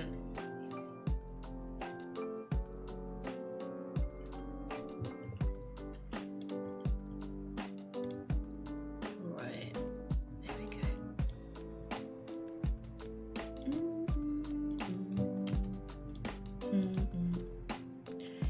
Yep, correct. I remember it was in relation to AIDS. Ding, ding, ding, ding, ding, ding, ding, ding, ding. Oh my god. Sorry, I've just remembered that fucking Steve. So he got served white people time. Yeah, Cambridge. This is a good time actually to remind yourselves that he used all of his money to essentially develop the data analytics firm Cambridge Analytica that supports the British Conservative family, the Royal Party, the Royal Family and the military, and was used to produce a bunch of fake... Well, it collected personal data and created all of this weird online space of bots, targeted ads, but in order to nudge and shift political thinking and to change people's psychology and by extension behavior into a much more reactionary, radical, right-wing kind of approach. Yeah. Ooh. Yeah. Any reason you wanted me to punch you? Right. Okay, let's watch this and then I'll do my deep dive. Fucking hell. Randy. See? Our man is in! We did it! Everything is going to be awesome now! This is the greatest day of our lives! Yes, we can! I don't even know what to do now! I know what to do! Lose I'm sorry. No, I thought it was America. Oh, shut up. We lost? Hi, Raptor, baby. Right, to feel some disappointment. We fought as hard as we could. And though we fell short, the failure is mine, not yours. Poor old John McCain. Well, he looks real sad. No, this can't happen. No! Stephen! It's all over, Linda. The country as we know it is about to change. We're all dead. With an inexperienced man and president, we do know it. He's right. Game over, man.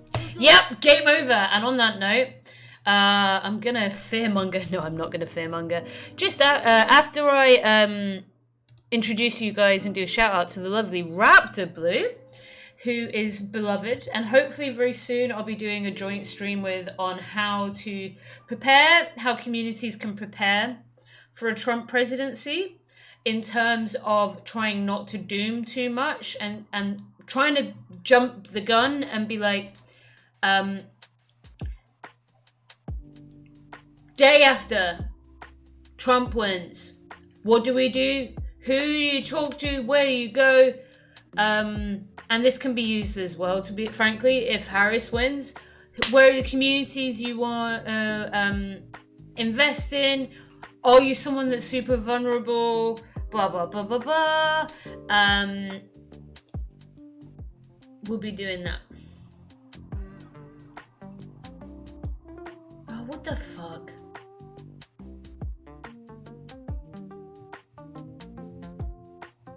Great. I was hoping it would appear then. For fuck's sake. Okay, this janky ass bullshit, honestly. OBS can suck my fucking fanny. Right. Okay, buckle up, kids. I'm going to do a 15-20 minute, I mean, I say that now, who knows when I stunlock myself. I'm going to try and do as short and accessible kind of breakdown of international aid provided by America from a leftist perspective. I'm going to tell you what money is good, what money is bad, what approaches are good, what are bad, and how Trump is going to fucking kill people in the developing world with some of the cuts, the specific cuts that he's said under his administration will happen for US aid. It's bad, guys. It's really scary. It is very scary. And I have a feeling I can actively say they're gonna put a bunch of money into things like I've said, the see you later, Lenny. Have a good day. Look after yourself. Thanks for popping in. Oh my god, what was the fucking phrase I used? I want to use it from now on. The sweatshopification of women's rights, which happened with Ivanka Trump's policies and approach to US aid before in the previous administration. Will happen again. Hi Another, welcome in. Yeah, you've just come just in time. I'm going to do some educating, I'm going to do some exploring, I'm going to do some revealing of the truth to you. Yeah, Raptor being silenced. Okay, so what do you need to know? Project 2020-2025.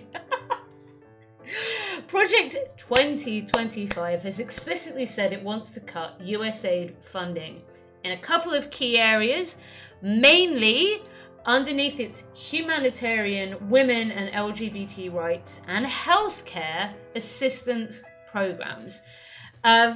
This is very scary and will be very damaging for the world. But, hotsauce, you say, sometimes I hear that monies that Americans spend, that the American state gives to countries, kind of does some fucked up shit, like the American Endowment for Democracy Fund, which kind of is involved in some coups, and actually we don't like that, right? Yeah, we don't like that. You are right, you are correct. And it is good to take a critical eye to the funds that the US gives and how it gives it and under what circumstances and in what way to certain institutions to understand their role within democratic forums, right?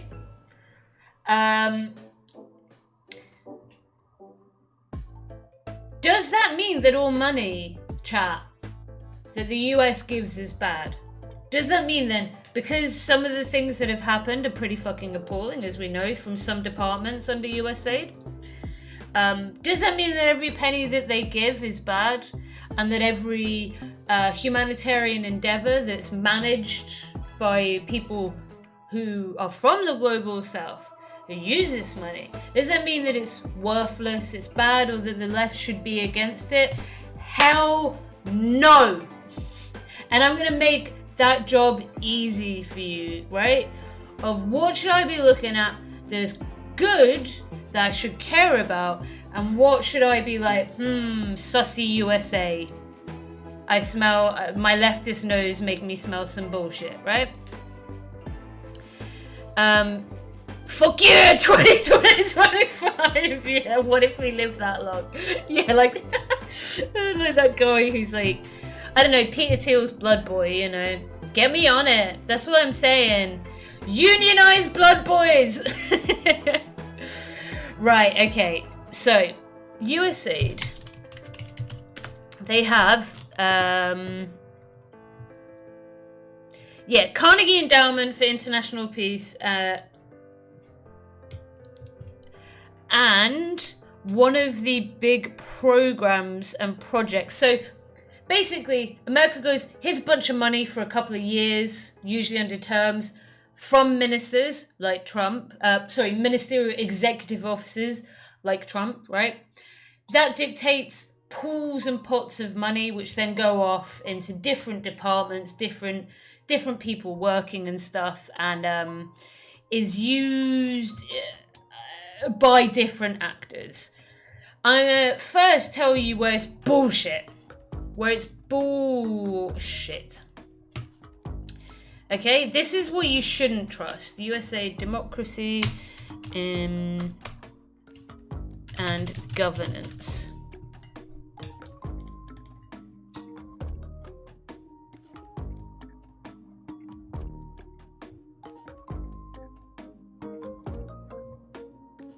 Democracy is just, a lot of this has been used in a lot of nefarious ways. Yeah. In order to set up things like funding Voice of America and kind of dodgy things, like massively investing in certain political parties in certain spaces, not to just like coup everywhere all the time, but often to undermine a country's sense of autonomy from America and to install a very particular type of democracy. And then sometimes to coup a place as well. Let's call it as it is, right? So yeah, anything that comes under democracy, human rights, and governance strategies should be viewed very, very, very skeptically. Some of the programs will be fine. It will be like increasing the access of women to democratic spaces. As long as that's led by people on the ground, that's going to be fine. If it's not, then get your sniffy bullshit nose out, right? Because there might be some sussy weird shit happening there from the US. Let's put that to one side. That's not what I'm talking about, right? Because there is some damn good, useful, important shit that US money does. How the fuck do you know, Hot Sauce? Because I worked in places in the global south that use US money to help save lives. In South Africa, under a fund called PEPFAR, Presidential Emergency Relief Aid for AIDS or something, I can't remember the exact acronym, which of all things in the world was fucking set up by George Bush? I know. I have no idea either, babes. I know. Don't ask me. Don't ask me. That money went to a bunch of queer organizations in South Africa to help prevent HIV, like new infections, and to help aid structures that test for infections and treat. It even accepted a TRIPS waiver and gave the medication for cheap. So for a while, there was a point where it was cheaper to use to go to South Africa, be supported by US aid money to get antiretroviral therapies than to get any form of healthcare, which was about 10 grand a year in the US, because your government does actually hate you as well, don't get me wrong. But this pool of money, really, really, really, really important, really useful. So let's hear it from the Elton John Aid Foundation, who again are funders in this space. And let's see what they say. Trump wants to cut this. In total, Trump wants to cut this. This is terrifying. Absolutely terrifying. Seldom has history offered a greater opportunity to... Wasn't the government policy in South Africa at that time HIV denialist?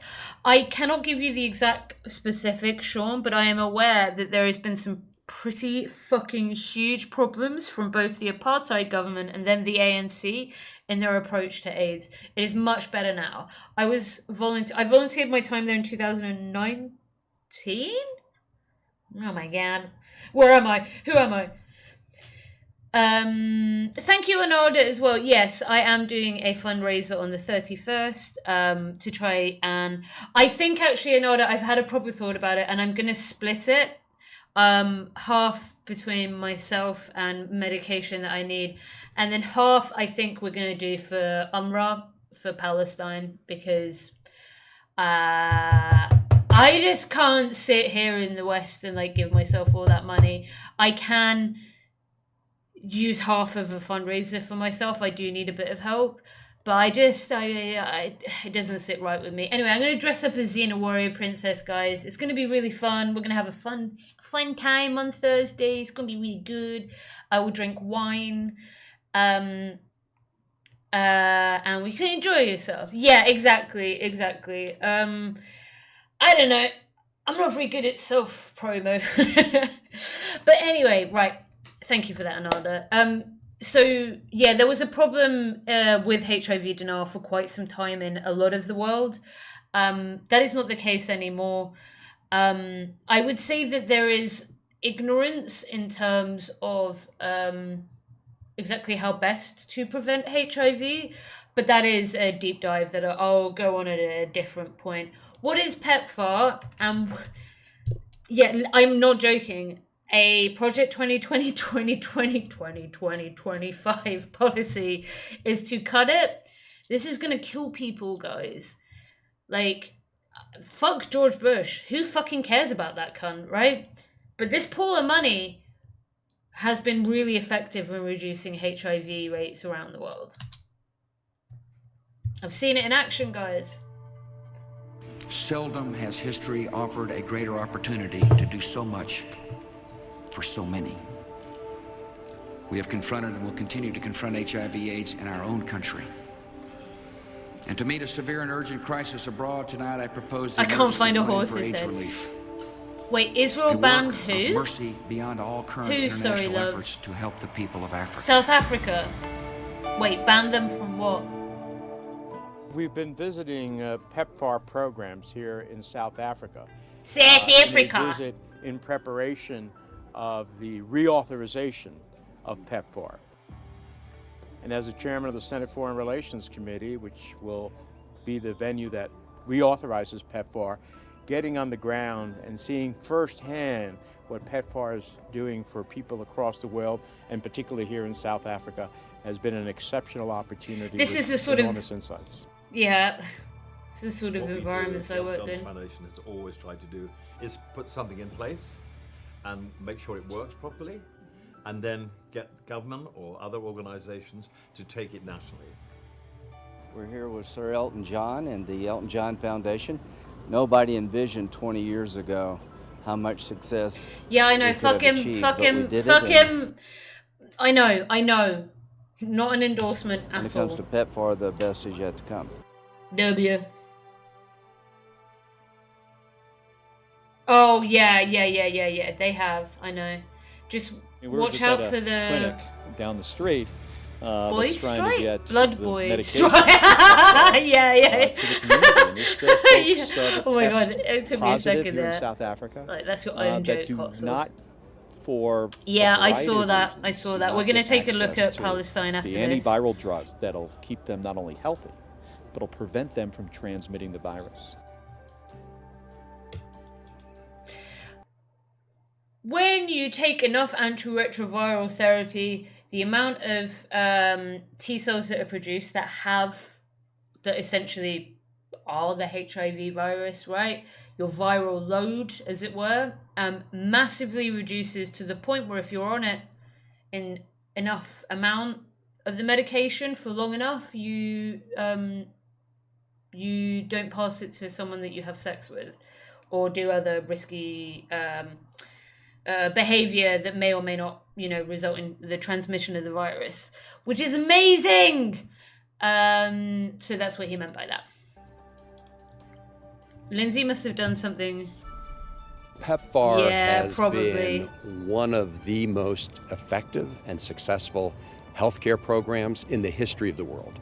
It has saved millions. Best tell the new and folk how you millions of Oh people. yeah, We sorry. cannot Thank take you, our- Elron. So for those who don't know, I volunteered my time with 2 organizations, a trans and non-gender conforming group, and where I did research for actually, like data shit, in Cape Town, and then I worked in and around Pretoria, really mainly learning from communities who were developing and delivering programs to prevent and reduce, prevent new HIV infections, as in people contracting it, and then test and treat people who did have it, including working with queer communities, sex workers, and people who use intravenous drugs and share needles, right? So it's quite varied, the work there. But that's what it funds. People have sex. I don't know, dude. My vagina has sealed up since seeing Elon Musk, and it's not going to unseal until I see a hot woman. What they have done and what this particular system of donors and countries have done is really make for an Africa that's going to survive. In the 90s, Israel's now death stating that sentence. the If real you got, famine in AIDS, Palestine. you were It's going to not- die. yeah, It's just a matter of yeah. when. I'm Now you gonna can cover live a this normal another. life. So when it comes to accessing sexual health, especially for me as a young woman, this is the best place to go. When I come here, I'm not judged. Also with my HIV treatment, I can get everything here and I'm not judged or look at sideways. We have people now that are not only getting tested, but also on drugs that can stop the contagious disease in its tracks. Again, as Hillbrow CHC, being the largest and the biggest and the Sealed up. busiest CHC in Johannesburg, we also have the support that we are getting from our partners, of which we appreciate it very, very, very much. And it's just a great example of the United States He looks so government doing pissed off to something be that there. is Like, just ethically ew, and I'm morally around right. people with And HIV. for no other reason Piece of shit. than to make this planet a better place. After being in Congress for 30 years, sometimes there is a big gulf between what you do and the consequences of what you do. And seeing firsthand the lives that have been saved, that is a real life consequence of what we've done with PEPFAR. Being in the United States Senate, it's about Yep, and Trump wants to get rid of this. Even these ghouls, these fucking Republican ghouls are like, okay, now this is quite important, and this will also reduce HIV rates in America, so, do you know what I mean? Spend money to save money, it's that kind of thing. And they're like, nah, fuck 'em. Fuck 'em. Absolutely fuck 'em, right? It's very maddening. It's very, very frustrating. What is another good program? Under the Humanitarian Emergency Fund. This is democracy. Hi, Amy.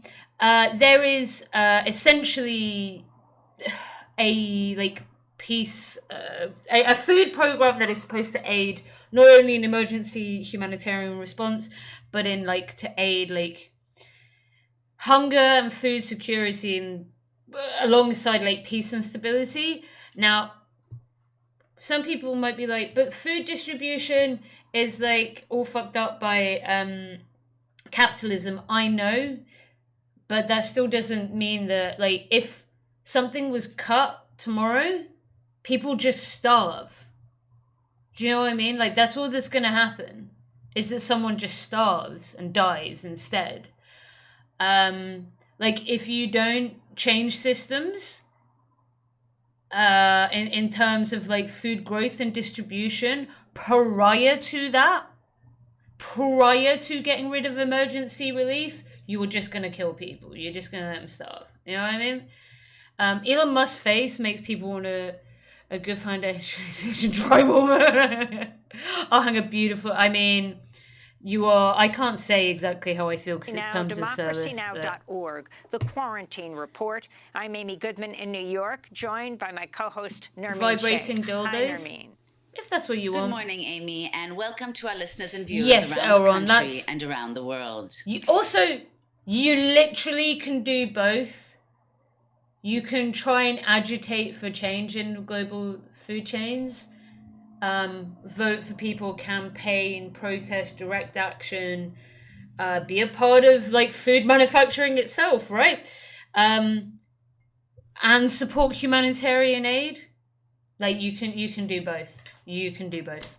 It's kind of simple, really. Well, just before our live broadcast today, the World Food Program received the Nobel Peace Prize in an online ceremony due to COVID-19 restrictions for what the Nobel Committee described as its efforts to combat hunger, for its contribution to bettering conditions for peace and conflict-affected areas, and for acting as a driving force in efforts to prevent the use of hunger as a weapon of war and conflict, unquote.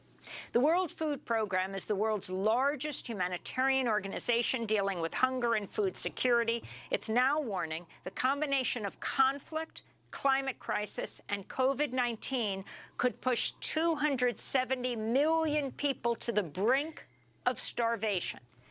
The executive director, the former South Carolina Governor David Beasley, accepted this year's Nobel Peace Prize award on behalf of the organization from its headquarters in Rome. Something I also want to stress, working in this industry, is that over the last, couple of decades, the white savior idea of development is really increasingly coming out of vogue and is being replaced with the kind of work I do, which is administrative and behind the scenes, and then the fucking heroes and the people feeding people, and the people doing the work on the ground are people from those countries, as it should be. So stop planting fruit trees everywhere, because we'll be needing it when we can no longer... On behalf of the Secretary General of the United Nations, Antonio Guterres, our board, Cheeto our sister agencies, welcome in, our incredible partners and donors, what a name. And on behalf of 19,000 peacemakers at the World Food Program, including those who came before us, and especially those who died in the line of duty and their families who carry on, and on behalf of the 100 million people we serve, to the Norwegian Nobel Committee. Norwegian Nobel Committee. Again, my vagina's sealing up. It's further sealing. Dr. Yasman, are you still there? Same to you, Cheeto. Thanks. We got an ad break coming up soon. Dr. Yasman, do you have if you're still there, do you have a freestyle we can watch? Because it's real good, guys. But it might bounce. He might have bounced. After this, we're going to have a little bit of... I know that this is dense info shit, but we're going to go to... for this great honor. Cool, send over stuff. Cool, send over... My vagina's also for stealing acknowledging our work of using Eating food the to dog. combat hunger. Yeah, to I was mitigate thinking against that, King. destabilization of nations, There is to prevent mass things like migration, potatoes. to end conflict, and Also, to create alright, stability Shagger, and sorry to be real. Fuck me. I also need to step away for a second because I'm still unlocking myself a lot. the Irish genocide, like potatoes were grown because they were a staple that can be grown really easy in difficult soil, which is great when the fucking colonialist Brits are stealing your actual food to sell on a market. What's that? There was food that was grown inside the country that could have fed everyone. Yes, but it was just stolen by those dastardly Brits. We believe food is Radishes? the pathway to peace. I wish today that I could speak of how working together we can end world hunger for all the 690 million people who go to bed hungry every night. But today, we have a crisis at hand. Jesus, he's so American. This Nobel Peace Prize is more than a thank you. It is a call to action. Because of so many wars, climate change, the widespread use of hunger as a political and military weapon, and a global health pandemic that makes all we're going to look at, we'll have a little bit of brevity, a little bit of a breather, and then we're going to look at towards starvation. Fail to address their needs. What's happening in Palestine. Will cause a hunger pandemic which will dwarf the impact of COVID. And if that's not bad enough, out of that 270 million, 30 million depend on us 100% for their survival. How will humanity respond? What tears me up inside is this. This coming year, millions and millions and millions cucumbers, of this is one of my many fingered, but stop fingering everything, King. Oh my God, I know it's your birthday. We stand at what may be the most ironic moment in modern history. On the one hand, after a century of massive strides in eliminating extreme poverty, today those 200 million of our neighbors are on the brink of starvation. That's more than the entire population of Western Europe. On the other hand, there's $400 trillion we're in an of ad wealth break. in our world Okay. today. Even at the height of the COVID pandemic, in just 90 days, an additional $2 trillion of wealth was created. And we only need $5 billion to save 30 million lives from famine. Right, I'm going to shut What this man am up. We're going to have a freestyle from Dr. Yasman. That's all. I just want to speak about fingering. Cool. Right, let's have a little breather. It's going to be quite intense what we look at after this. Yeah, Palestine is worse. Somehow. I know. Sir. Like I said, this is why I will the fundraiser on Thursday where I dress up as Xena Warrior Princess will also be extended to supporting UNRWA as well, because I don't know what else to do. I don't know how else to help, but clearly, even though I'm sure you guys are with me on that one. So pop in for a ride on Thursday. Join me, have some fun. I'm the Arcane Revolutionary, that's right. When we're getting down and we're bringing those spells and we're gonna free the people. Israel trying to kick the... Yeah, I'm gonna look into what exactly that means. On top, that's what we mean. Better than the best, that's right. I'm gonna be extra. Oh, no! It might just be a bit, yeah.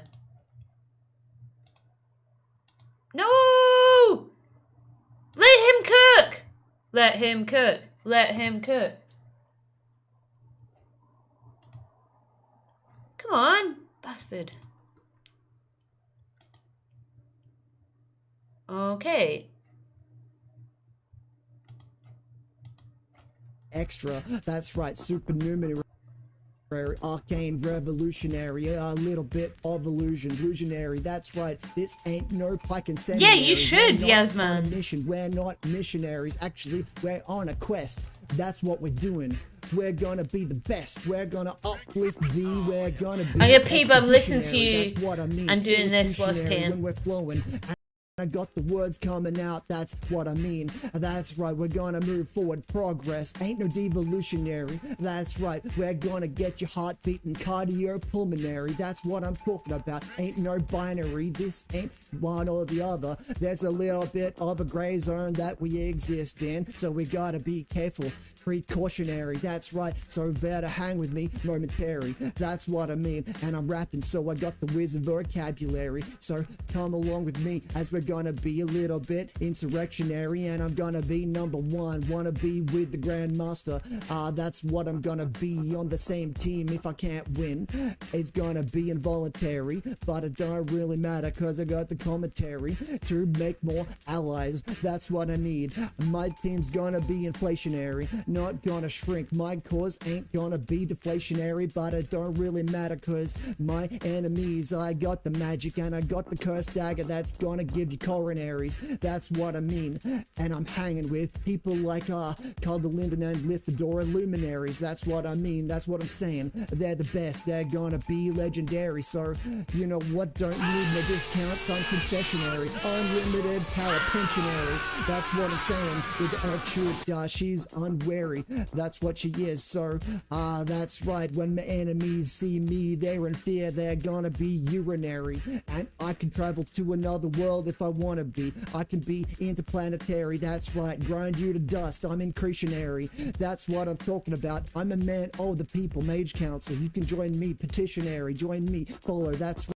That's what you're gonna be. All my enemies, I'm wary. I'm gonna be an illusionary master. That's what you see. I'm a wizard, not a warrior. Legionary. That's not what I am, but I'm too sweet. Confectionary. So too sweet, me cutters. That's right. I'm gonna help you. I'm gonna be the functionary that makes your life better if I can. And if I can't, I'm gonna bless you. Ablutionary.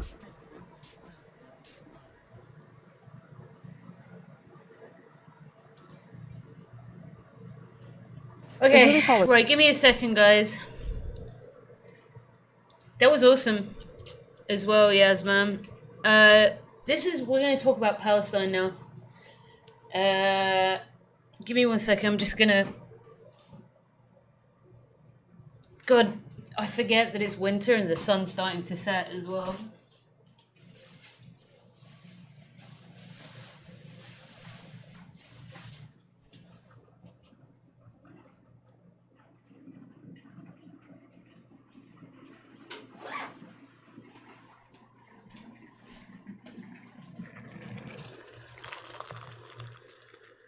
Okay.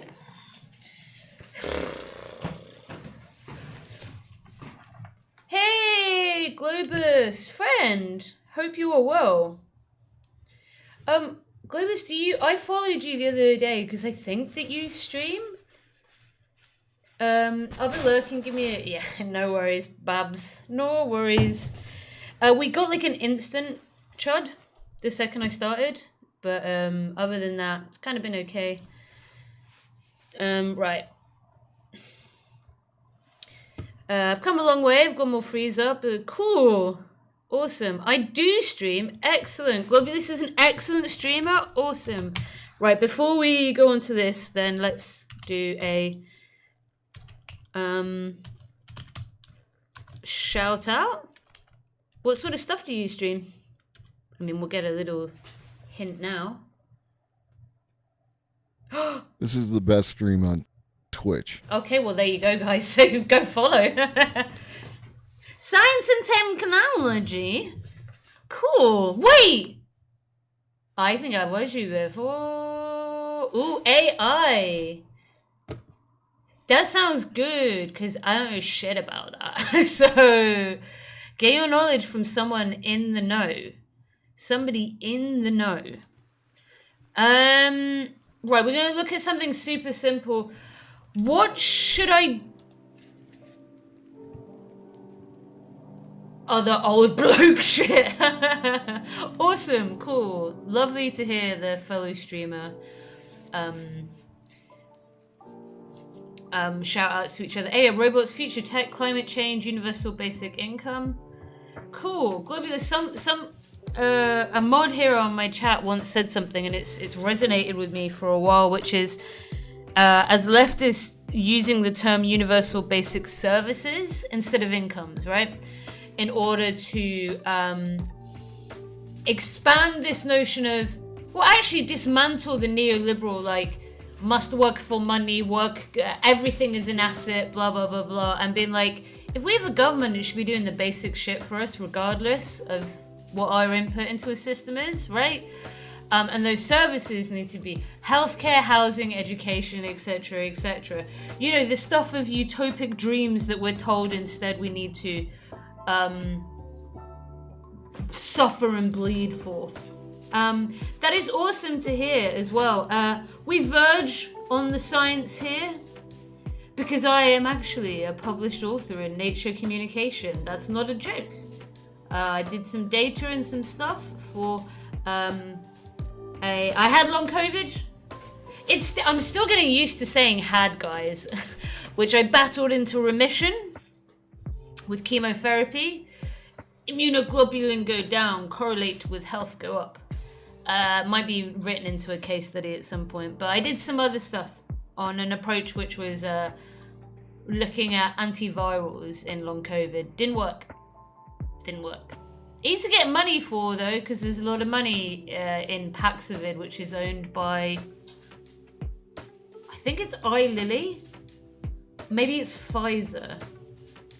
Anyway, they're happy to spend your government money on ineffective research. I prefer resource distribution. UBI is a term that most understand. Yeah, I'm with you. It's like, do you know what I mean? You can use that as like an inroad to chat to people. Anyway, cool. Lovely to have you here. Okay, so Joyce Msuya, I believe, is a Tanzanian I want to say physician who currently is the head of the humanitarian, one of the humanitarian like arms of the UN.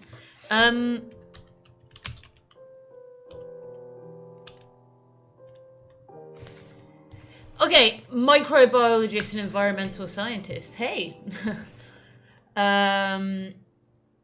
And she is the Undersecretary General for Humanitarian Affairs and Emergency Relief Coordination. I know that I need to eat pie now. Please eat pie. Cool. Well, we do. Yes, please do follow Globulus and get on that lefty science knowledge. And great beard as well, friend. Great beard.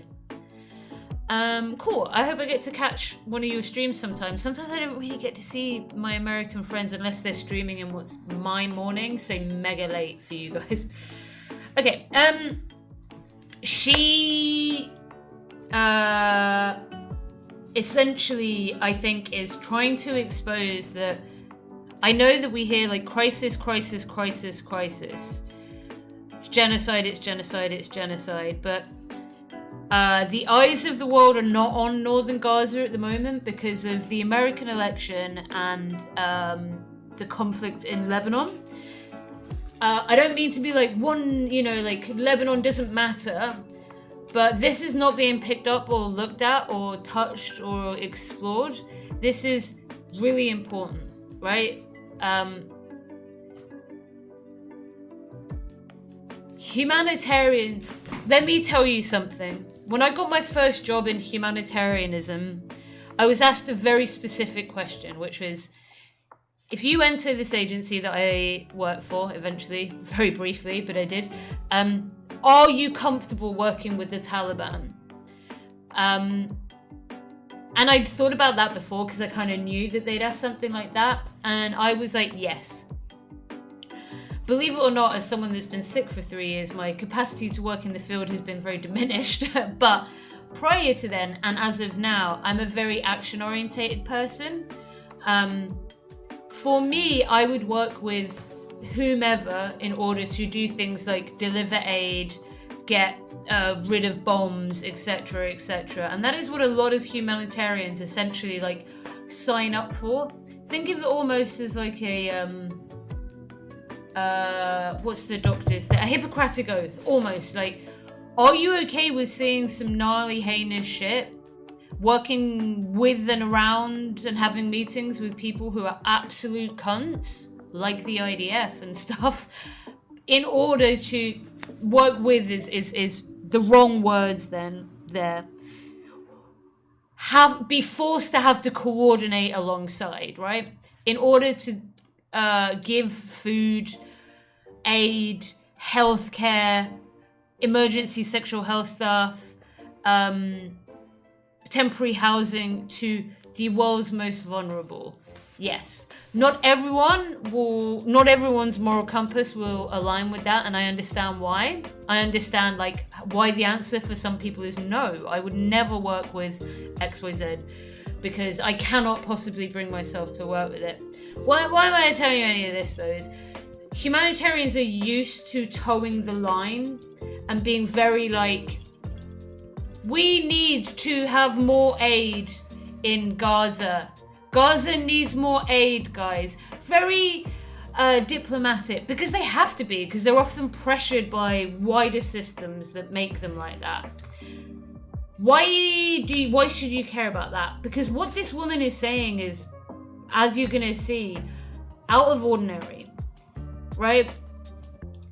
What Israeli forces are doing in besieged northern Gaza cannot be allowed to continue.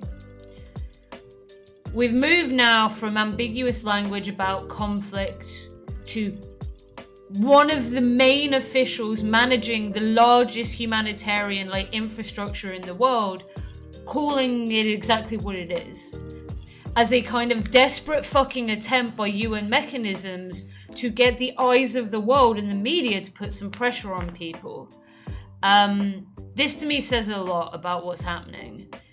Hospitals have been hit and health workers have been detained.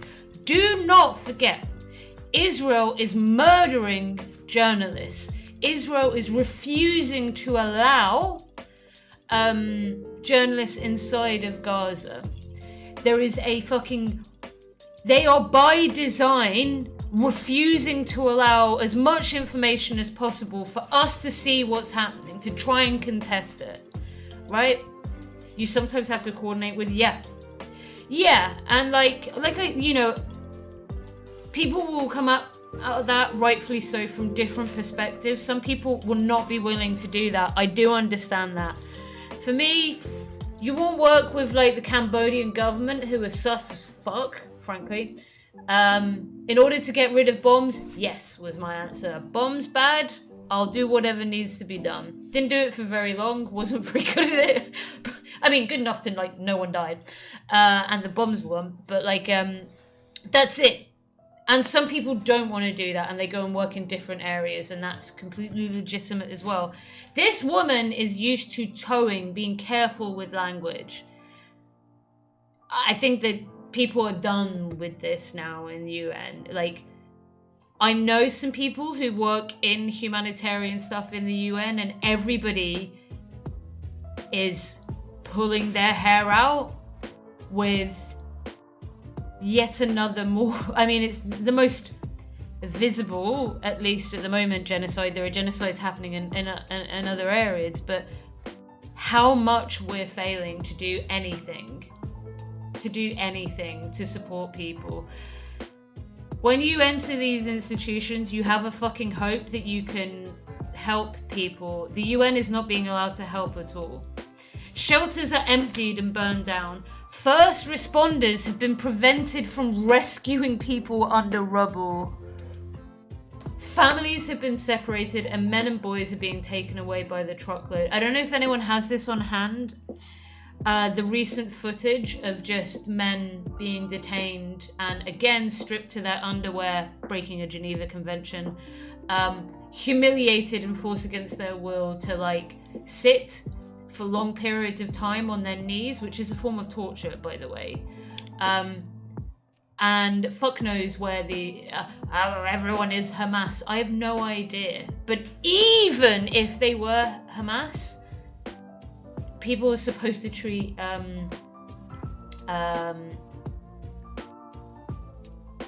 prisoners of war with elements of respect.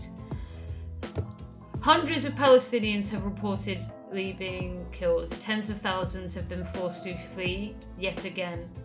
Okay, I cannot stress how it is not normal for humanitarian agents to kind of just stop with the diplomacy and fucking call it what it is. The entire population of northern Gaza is at risk of dying. The entire population of northern Gaza is at risk of dying. The entire population of an indigenous group of people being genocided is at risk of dying. That is how fucking dire it is. That's what they're seeing. That's what they know from the little trickles of information that are allowed out, right? Such blatant disregard for basic humanity and for the laws of war must stop. They are probably going equally as mad, not knowing how to stop this. We're supposed to have institutions and mechanisms that allow for the deployment of troops to prevent this stuff, but instead, because of geopolitics, the Americans are doubling down on this and funding this. I think this is some evil shit. Yeah, exactly. Also human rights law. Yeah, exactly. The whole thing about being the good guys. And yeah, I don't know. I mean, Elron, real talk, there are even, let me be real with you, even the groups that I really support, like the Socialist Liberation, this like Kurdish group, right? YPG and stuff. They've done some pretty fucking heinous things in terms of treating combatants on opposing forces poorly. I wouldn't like that in those situations either. I still support them ideologically, but you know what I mean. Like, when it comes down to it, war is brutal, war is horrible, people enact revenge. There is a particular kind of brutality with this though, because the entire operation is being funded at the US taxpayers' expense to drop bombs on refugee camps because maybe Hamas had a calendar nearby or some insane shit. Yeah, Dr. Yasman, it's really fucked up. I did see very briefly mentioned that the Knesset has voted against UNRWA doing something. I don't know exactly how or what that means, so I will look into it with you. And if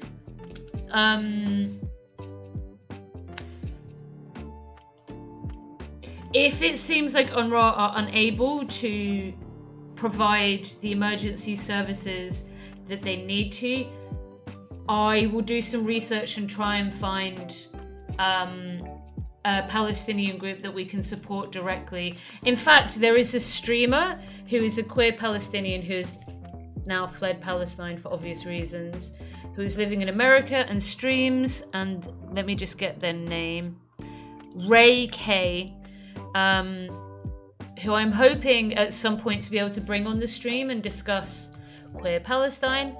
But you can follow them as well to get like they listen to like Arabic news and news from Israel, and they break it down and demystify it. I might ask them as well. Crap. Great. Hold on. Does anyone know Ray's exact Twitch? Then what will name? I'm following them, so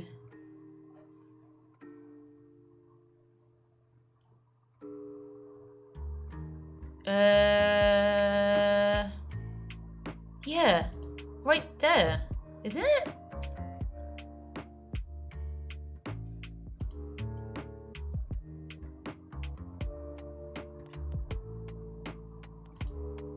Okay.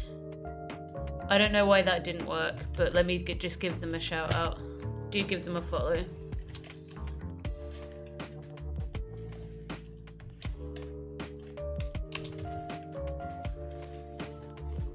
There we go.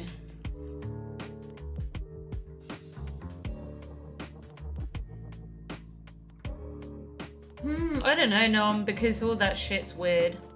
Okay, great. This just isn't working as well. Because Americans don't want to deal with the reality of, like, the brutality of that side of American history, right? In the same way they don't want to discuss the fucking eradication of indigenous land and indigenous people and communities, and the complete, like, refusal to discuss any of the treaties that have been violated. Yeah, I know, because it's propaganda. the UN has special rapporteurs when there are like votes or submissions to international bodies such as the ICC or the ICJ. This is under the General Assembly. There is reports that people do that are like fact-finding missions. So let's have a look at a kind. This is like a sit rep essentially on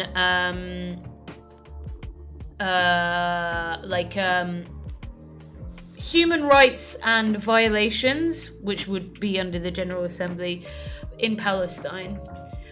Yeah. I was lurking in their stream a bit the other day. I don't know much about Sri Lanka, so that's a good place for me to learn that stuff as well. I can give them a shout out also for anyone who is not following them, and then we'll take a look at this, and then I will finish with looking at the UNRWA stuff. And if there's anyone in particular who you'd like me to raid into, please let me know and we'll go in. Until he is fucking tried like curry dosa, fucking kotu parota, or fucking or mutton biryani, Hyderabadi biryani. He's not allowed to have any fucking opinions about India. He's not allowed to have any goddamn opinions about India unless he's Cool. trying chettinad food. Okay, that's my fucking take. I love the addition of a pink square. If LHS wants to tell us about how this stream is viewed through a queer lens. Hi, Champagne! This stream is viewed through a queer lens, the absolute cinema. I feel like I'm missing a trick there, Champagne, sorry.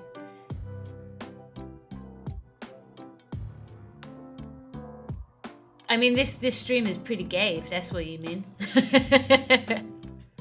Absolute gay. Okay. For those who are interested, here is the report. The pink square. As in this? Do you mean this? Fun fact, the Confederate... Yeah, in it, doggo. Literally, like, COVID has outlasted fucking Confederacy. This is a Cambodian landmine sign that I got when I was dismantling, after clearing, a minefield in Cambodia. Yeah, they won't shut the fuck up, will they, doggo? Okay, so the special rapporteur looked into the situation of human rights in Palestine. It's Francesca Albanese, who examines unfolding horrors in occupied Palestine. Whilst the wholesale destruction of Gaza continues unabated, other parts of the land have not been spared. The violence that Israel has unleashed against the Palestinians October 7th is not happening in a vacuum. It is part of a long-term, intentional, systematic, state-organized forced displacement and replacement of Palestinians. This trajectory risks causing irreparable prejudice to the very existence of the Palestinian people in Palestine. The very existence of a people. The very fucking existence of a people. Member states must intervene now to prevent new atrocities that will further scar human history. Francesca, God love you. You are fucking trying, and I am so glad that there are, for every fucking wanker in the international field, there is someone like you trying their fucking hardest to do this shit. I have lost a lot of faith. But I guess you can never stop. You can never fucking stop, right? And on Thursday, we'll do a fundraise, probably maybe for Medical Aid Palestine or UNRWA. We'll take a look at where the money should best be spent. Half to help me get a drug called intravenous immunoglobulin, half for them.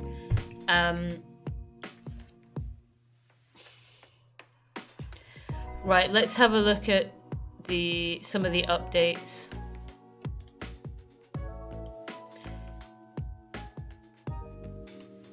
Yeah, ICJ said that there's a prolonged presence of Israel in the whole of Palestinian territory. including its colony regime. It's unlawful and it's aimed at annexation. So this is the West Bank, right? So this is not the South African submission. South Africa has submitted its case to the ICJ. We will not be privy to the exact evidence for a while, I believe. The reason being, it's deliberated for a while, and you want to, kind of like a court of law, they risk, it will come to the court of public opinion, as it were, afterwards. How many papers? I swear it was like a 700-page document detailing Palestinian war crimes. South Africa case Israel Palestine. Yeah. South African legal team say the intent, how you need to demonstrate both intent and action in terms of genocide. There are certain conditions around whether genocide is being met. We all fucking know the truth here. Yeah, lawyers submitted hundreds of papers of evidence that there's an ICJ deadline that proves on paper that Israel is guilty of genocide in Gaza. I just fucking wish that... I wish fucking Ireland was deployed and allowed to do something about this. Remember, guys, the UN Security Council is a different institution. So why the fuck is no one doing anything about it is a whole different kettle of fish. And if you ask yourself, why do none of these institutions work? Why did it fail in Burma for the Rohingya and other ethnic groups who are being murdered? Why did it fail for the fucking Rwandans? Why did it fail in Bosnia and Herzegovina? I don't fucking know either, guys. Because the UN Security Council is full of fucking shit, and the veto power means unless you are a random country that has nobody super interested in your, like, warlord or whatever horrible actor, nothing happens. You get no form of accountability, right? Because America and other countries, right, has a veto. So there is no fucking accountability in this world. Yeah, Sri Lanka as well. Again, like I said, I don't know a huge amount about it, but I can imagine so.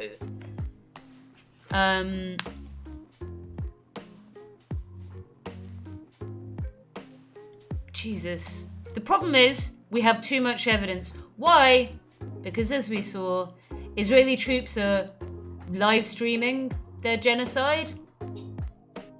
Often, as Al Jazeera and what's Mehdi's new group that he funded? His new media group.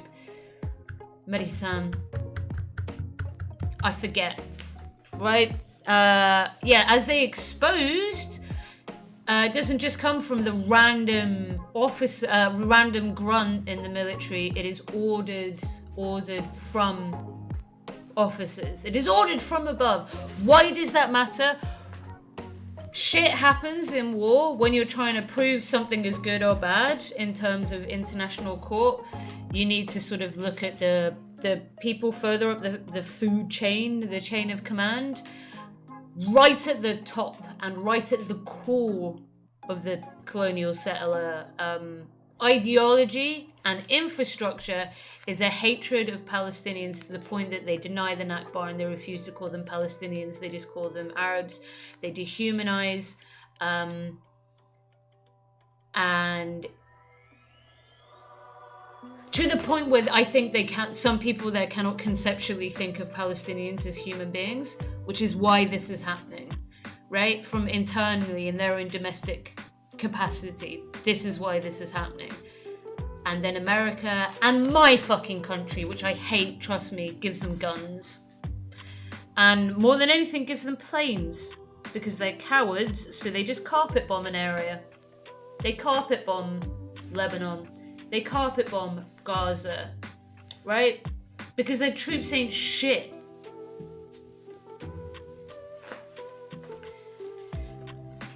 Well, I mean, we can't give up. We need to continue trying.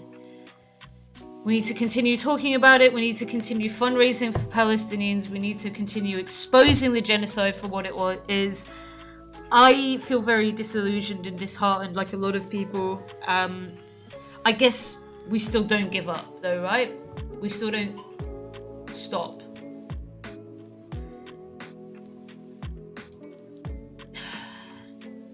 Okay. Right. There is an unfolding genocide. Yep.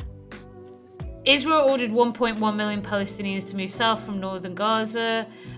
One of the fastest mass displacements in history. 90% of Palestinians in Gaza have been forcibly displaced.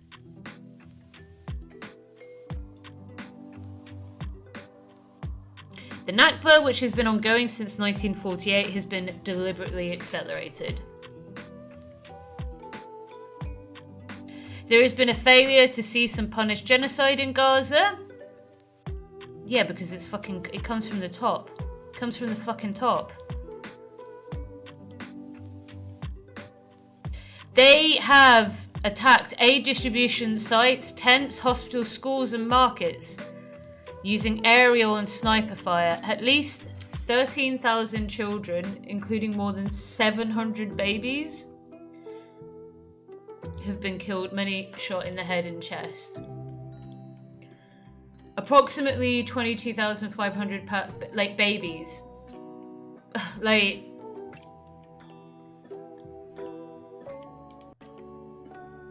I have nothing intelligent or witty to say. Like, they've sniped babies. They've blown up babies. And no one's stopping them. And I don't know why.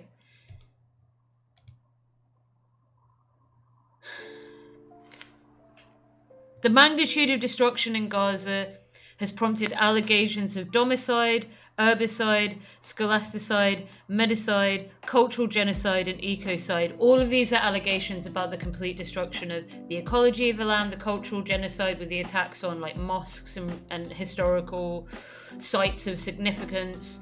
Scholasticide, the attack on institutions of knowledge and learning within Gaza. Medicide, that one speaks for itself. I don't know what herbicide is, or domicide. 40 million tons of debris that includes unexploded ordnance and human remains contaminate the ecosystem. Yeah. Diseases such as hepatitis A, respiratory infections, diarrhea, and skin diseases are massively on the rise. Also, so is polio, which if it gets in your spine, has like a 50% chance of disabling you for life. Awesome.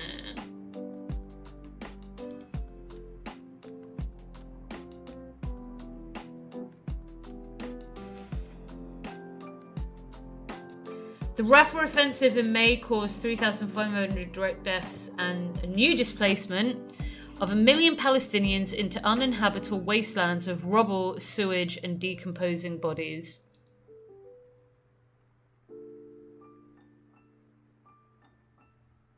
Yeah. Israeli soldiers have built roads and military bases in more than 26% of Gaza, suggesting the aim of permanent presence. What we said from the start, guys. What we said from the fucking start.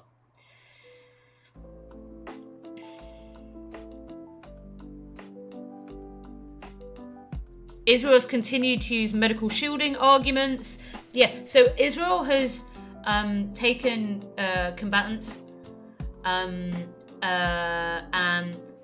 tied them and then used them as human shields by making them go first into potentially booby-trapped area. Yet another war crime. How do we know that Israel has done this? They record it. They record it and post it. Nobody stops them. Might is right. They can fucking get away with it. Every accusation is a confession. They're doing it. They're doing it right now, probably. I know, Anada. Let's have a think on who we fund on Thursday as well. Herbicide, okay. Domicide is homes. That makes sense. and herbicide would be, yeah, for those who don't know, there is a big ACLED, which is a tool used to monitor armed conflict, which I've used throughout my career. I looked at a bunch of data before October the 7th.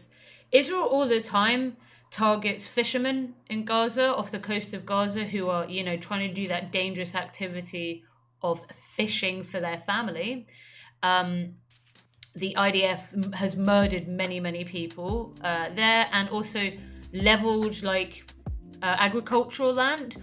Why should you care just as much about some farmland as a human life? Because if there is literally no aid going in, and there is no way of sustaining yourself on that land, because that also has been eradicated by Israel, that's it. You are going to die. You're going to starve to death.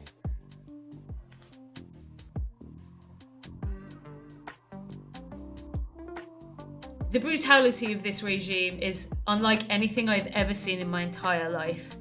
When I worked in Burma, the military junta attacked a school, right? And it was awful, and it killed 4 children. We were outraged. Actually, this was a year after I worked there.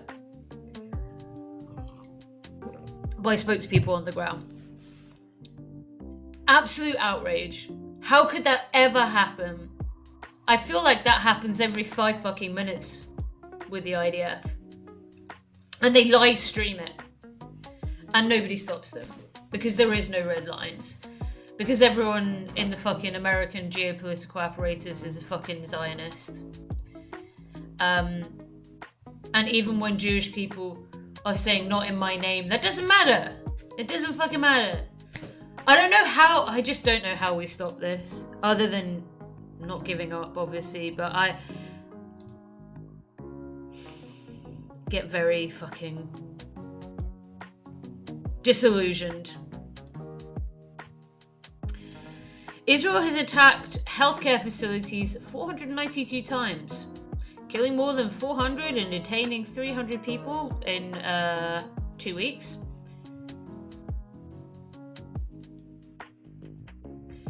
Israel forces compelled the evacuation of all but 550 patients in Al-Aqsa, killing several aid workers. Also, babies died, and people found them in ventilators, dead, a couple of days after. Raise funds, speak out, go on demos, but yeah, like, you guys know that I'm taking some time off after this. I just wanted to update myself as well, and I am interested on you guys in learning about exactly the specifics of what will happen with UNRWA. They have banned them, right? So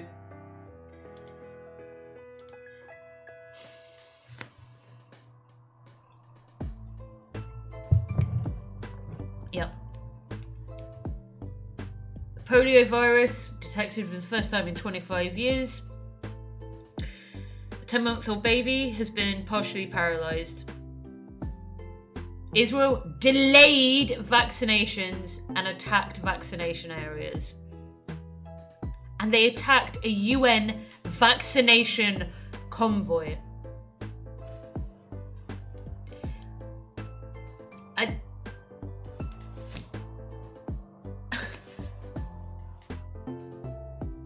I can't say what I think needs to happen to the IDF because it's terms of service. But I think there clearly is only one way of stopping these people. I would much prefer that they all just ended up in jail. I will leave it there. These fucking war crime acting like genocidal sociopaths. Distribution of daily meals has fed from 35% from July to August. In August, entry permits for humanitarian organizations halved. They're doing it. They're doing the genocide right now. They're paving the land, they're starving the people, and they're bombing them. It is happening right now. Approximately 93% of agricultural, forestry and fishing economies has been destroyed. No aid, no ability to sustain yourself off the land. That is a genocidal act.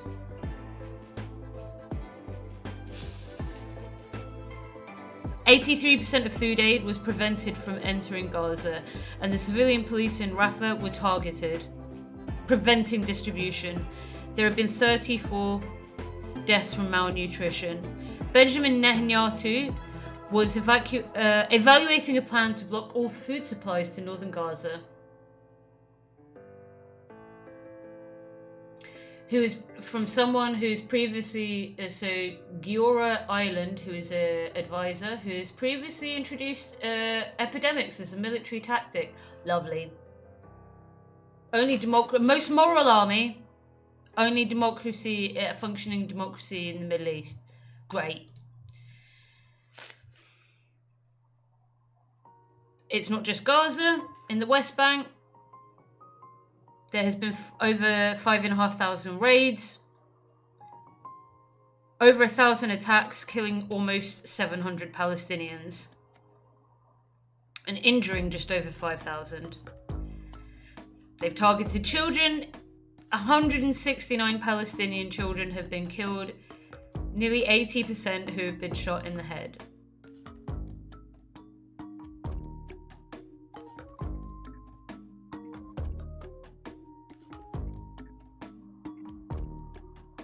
This represents a 250% increase on the previous 9 months, totaling more than 20% of children killed in the West Bank since 2000.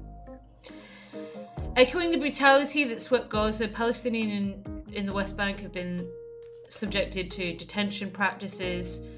There is a mass arrest campaign with almost 10,000 currently detained. Leaked videos have seen abuse, brutality, degradation, torture, and even SA. 12 detainees minimum have died directly as a result of torture and denial of medical care.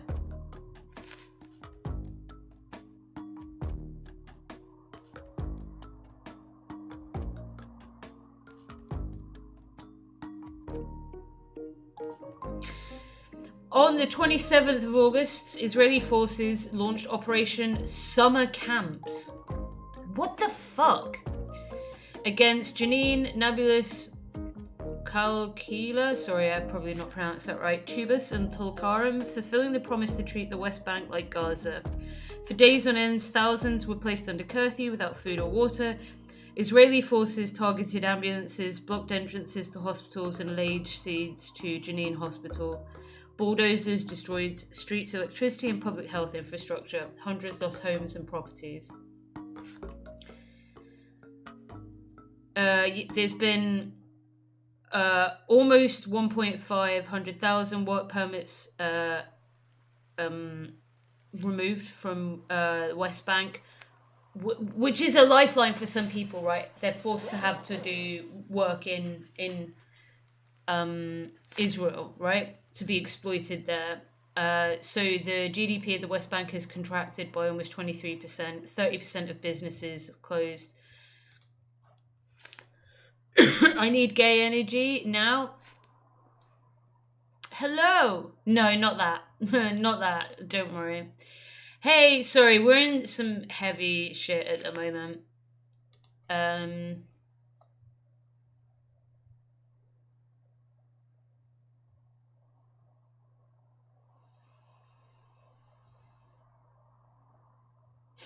Preventing and punishing genocide in practice, in particular, proving genocidal intent is developing.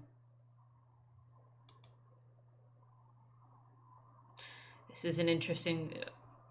I won't bore you with this. Okay.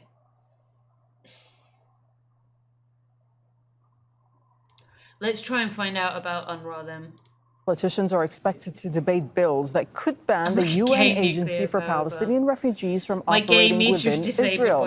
So it also significantly restrict its activities across the occupied West Bank. 7 Guys, countries, I'm gonna have to including raid out the after UK, this. France, Germany, Yeah, I Canada, feel very have all gay. issued a joint statement expressing their grave concern of the plans. Here's a closer look at UNRWA. The Where would you United like to Nations go? Relief and Works Agency for Palestine Refugees was created in 1949 Also, to support hi, Paul. Palestinians And forcibly silence displaced for in Oprah. What a name. 1948. And that was because of the creation of Israel, known by Palestinians as the Nakba, or the catastrophe.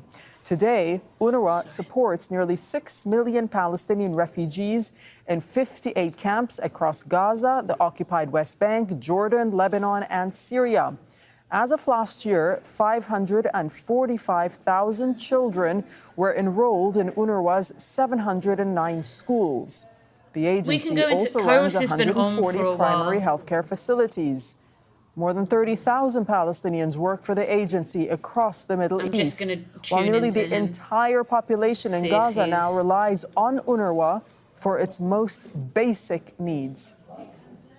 Mohammed Jamjoom joining us from Jordan's capital, Amman, because the Israeli government has banned Al Jazeera from reporting inside Israel and in the occupied West Bank. Mohammed, what more do we know about these bills? Oh, Dave's on. We're going to raid into Dave, actually.